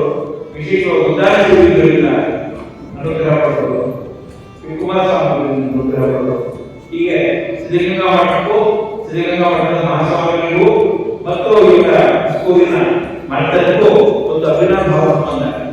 ನೋಡಿ, ಒಂದು ದಾರಿಯಲ್ಲಿ ಪುಣ್ಯಸ್ಮರಣೆ ಮಾಡಿದ್ದೀವಿ, ಅಟ್ಲೀಶ್ವರ ಪುಣ್ಯಸ್ಮರಣೆ ಮಾಡಿದ್ದೀವಿ, ಅದೇ ಹೊತ್ತಿಗೆ ಚನ್ನಪ್ಪ ಬೇಡ್ಕರ್ ಪುಣ್ಯಸ್ಮರಣೆಯನ್ನು ನಾವು ಮಾಡಿದ್ದೀವಿ. ಇದೊಂದು ಒಳ್ಳೆಯ ಸಂಪಾದಕರಾದಂಥ ಪರಮೇಶ್ವರನವರು ಕೂಡ ನಾನು ಎಲ್ಲರೂ ಅಭಿನಂದನೆಗಳಿಂದ ನನ್ನನ್ನು ಇಲ್ಲಿ ಕರೆಸಿ ಕೆಲವು ಮಾತುಗಳಾಡಲಿಕ್ಕೆ ಅವಕಾಶ ಮಾಡಿಕೊಟ್ಟಂತ ನಾನು ಮನವಾರ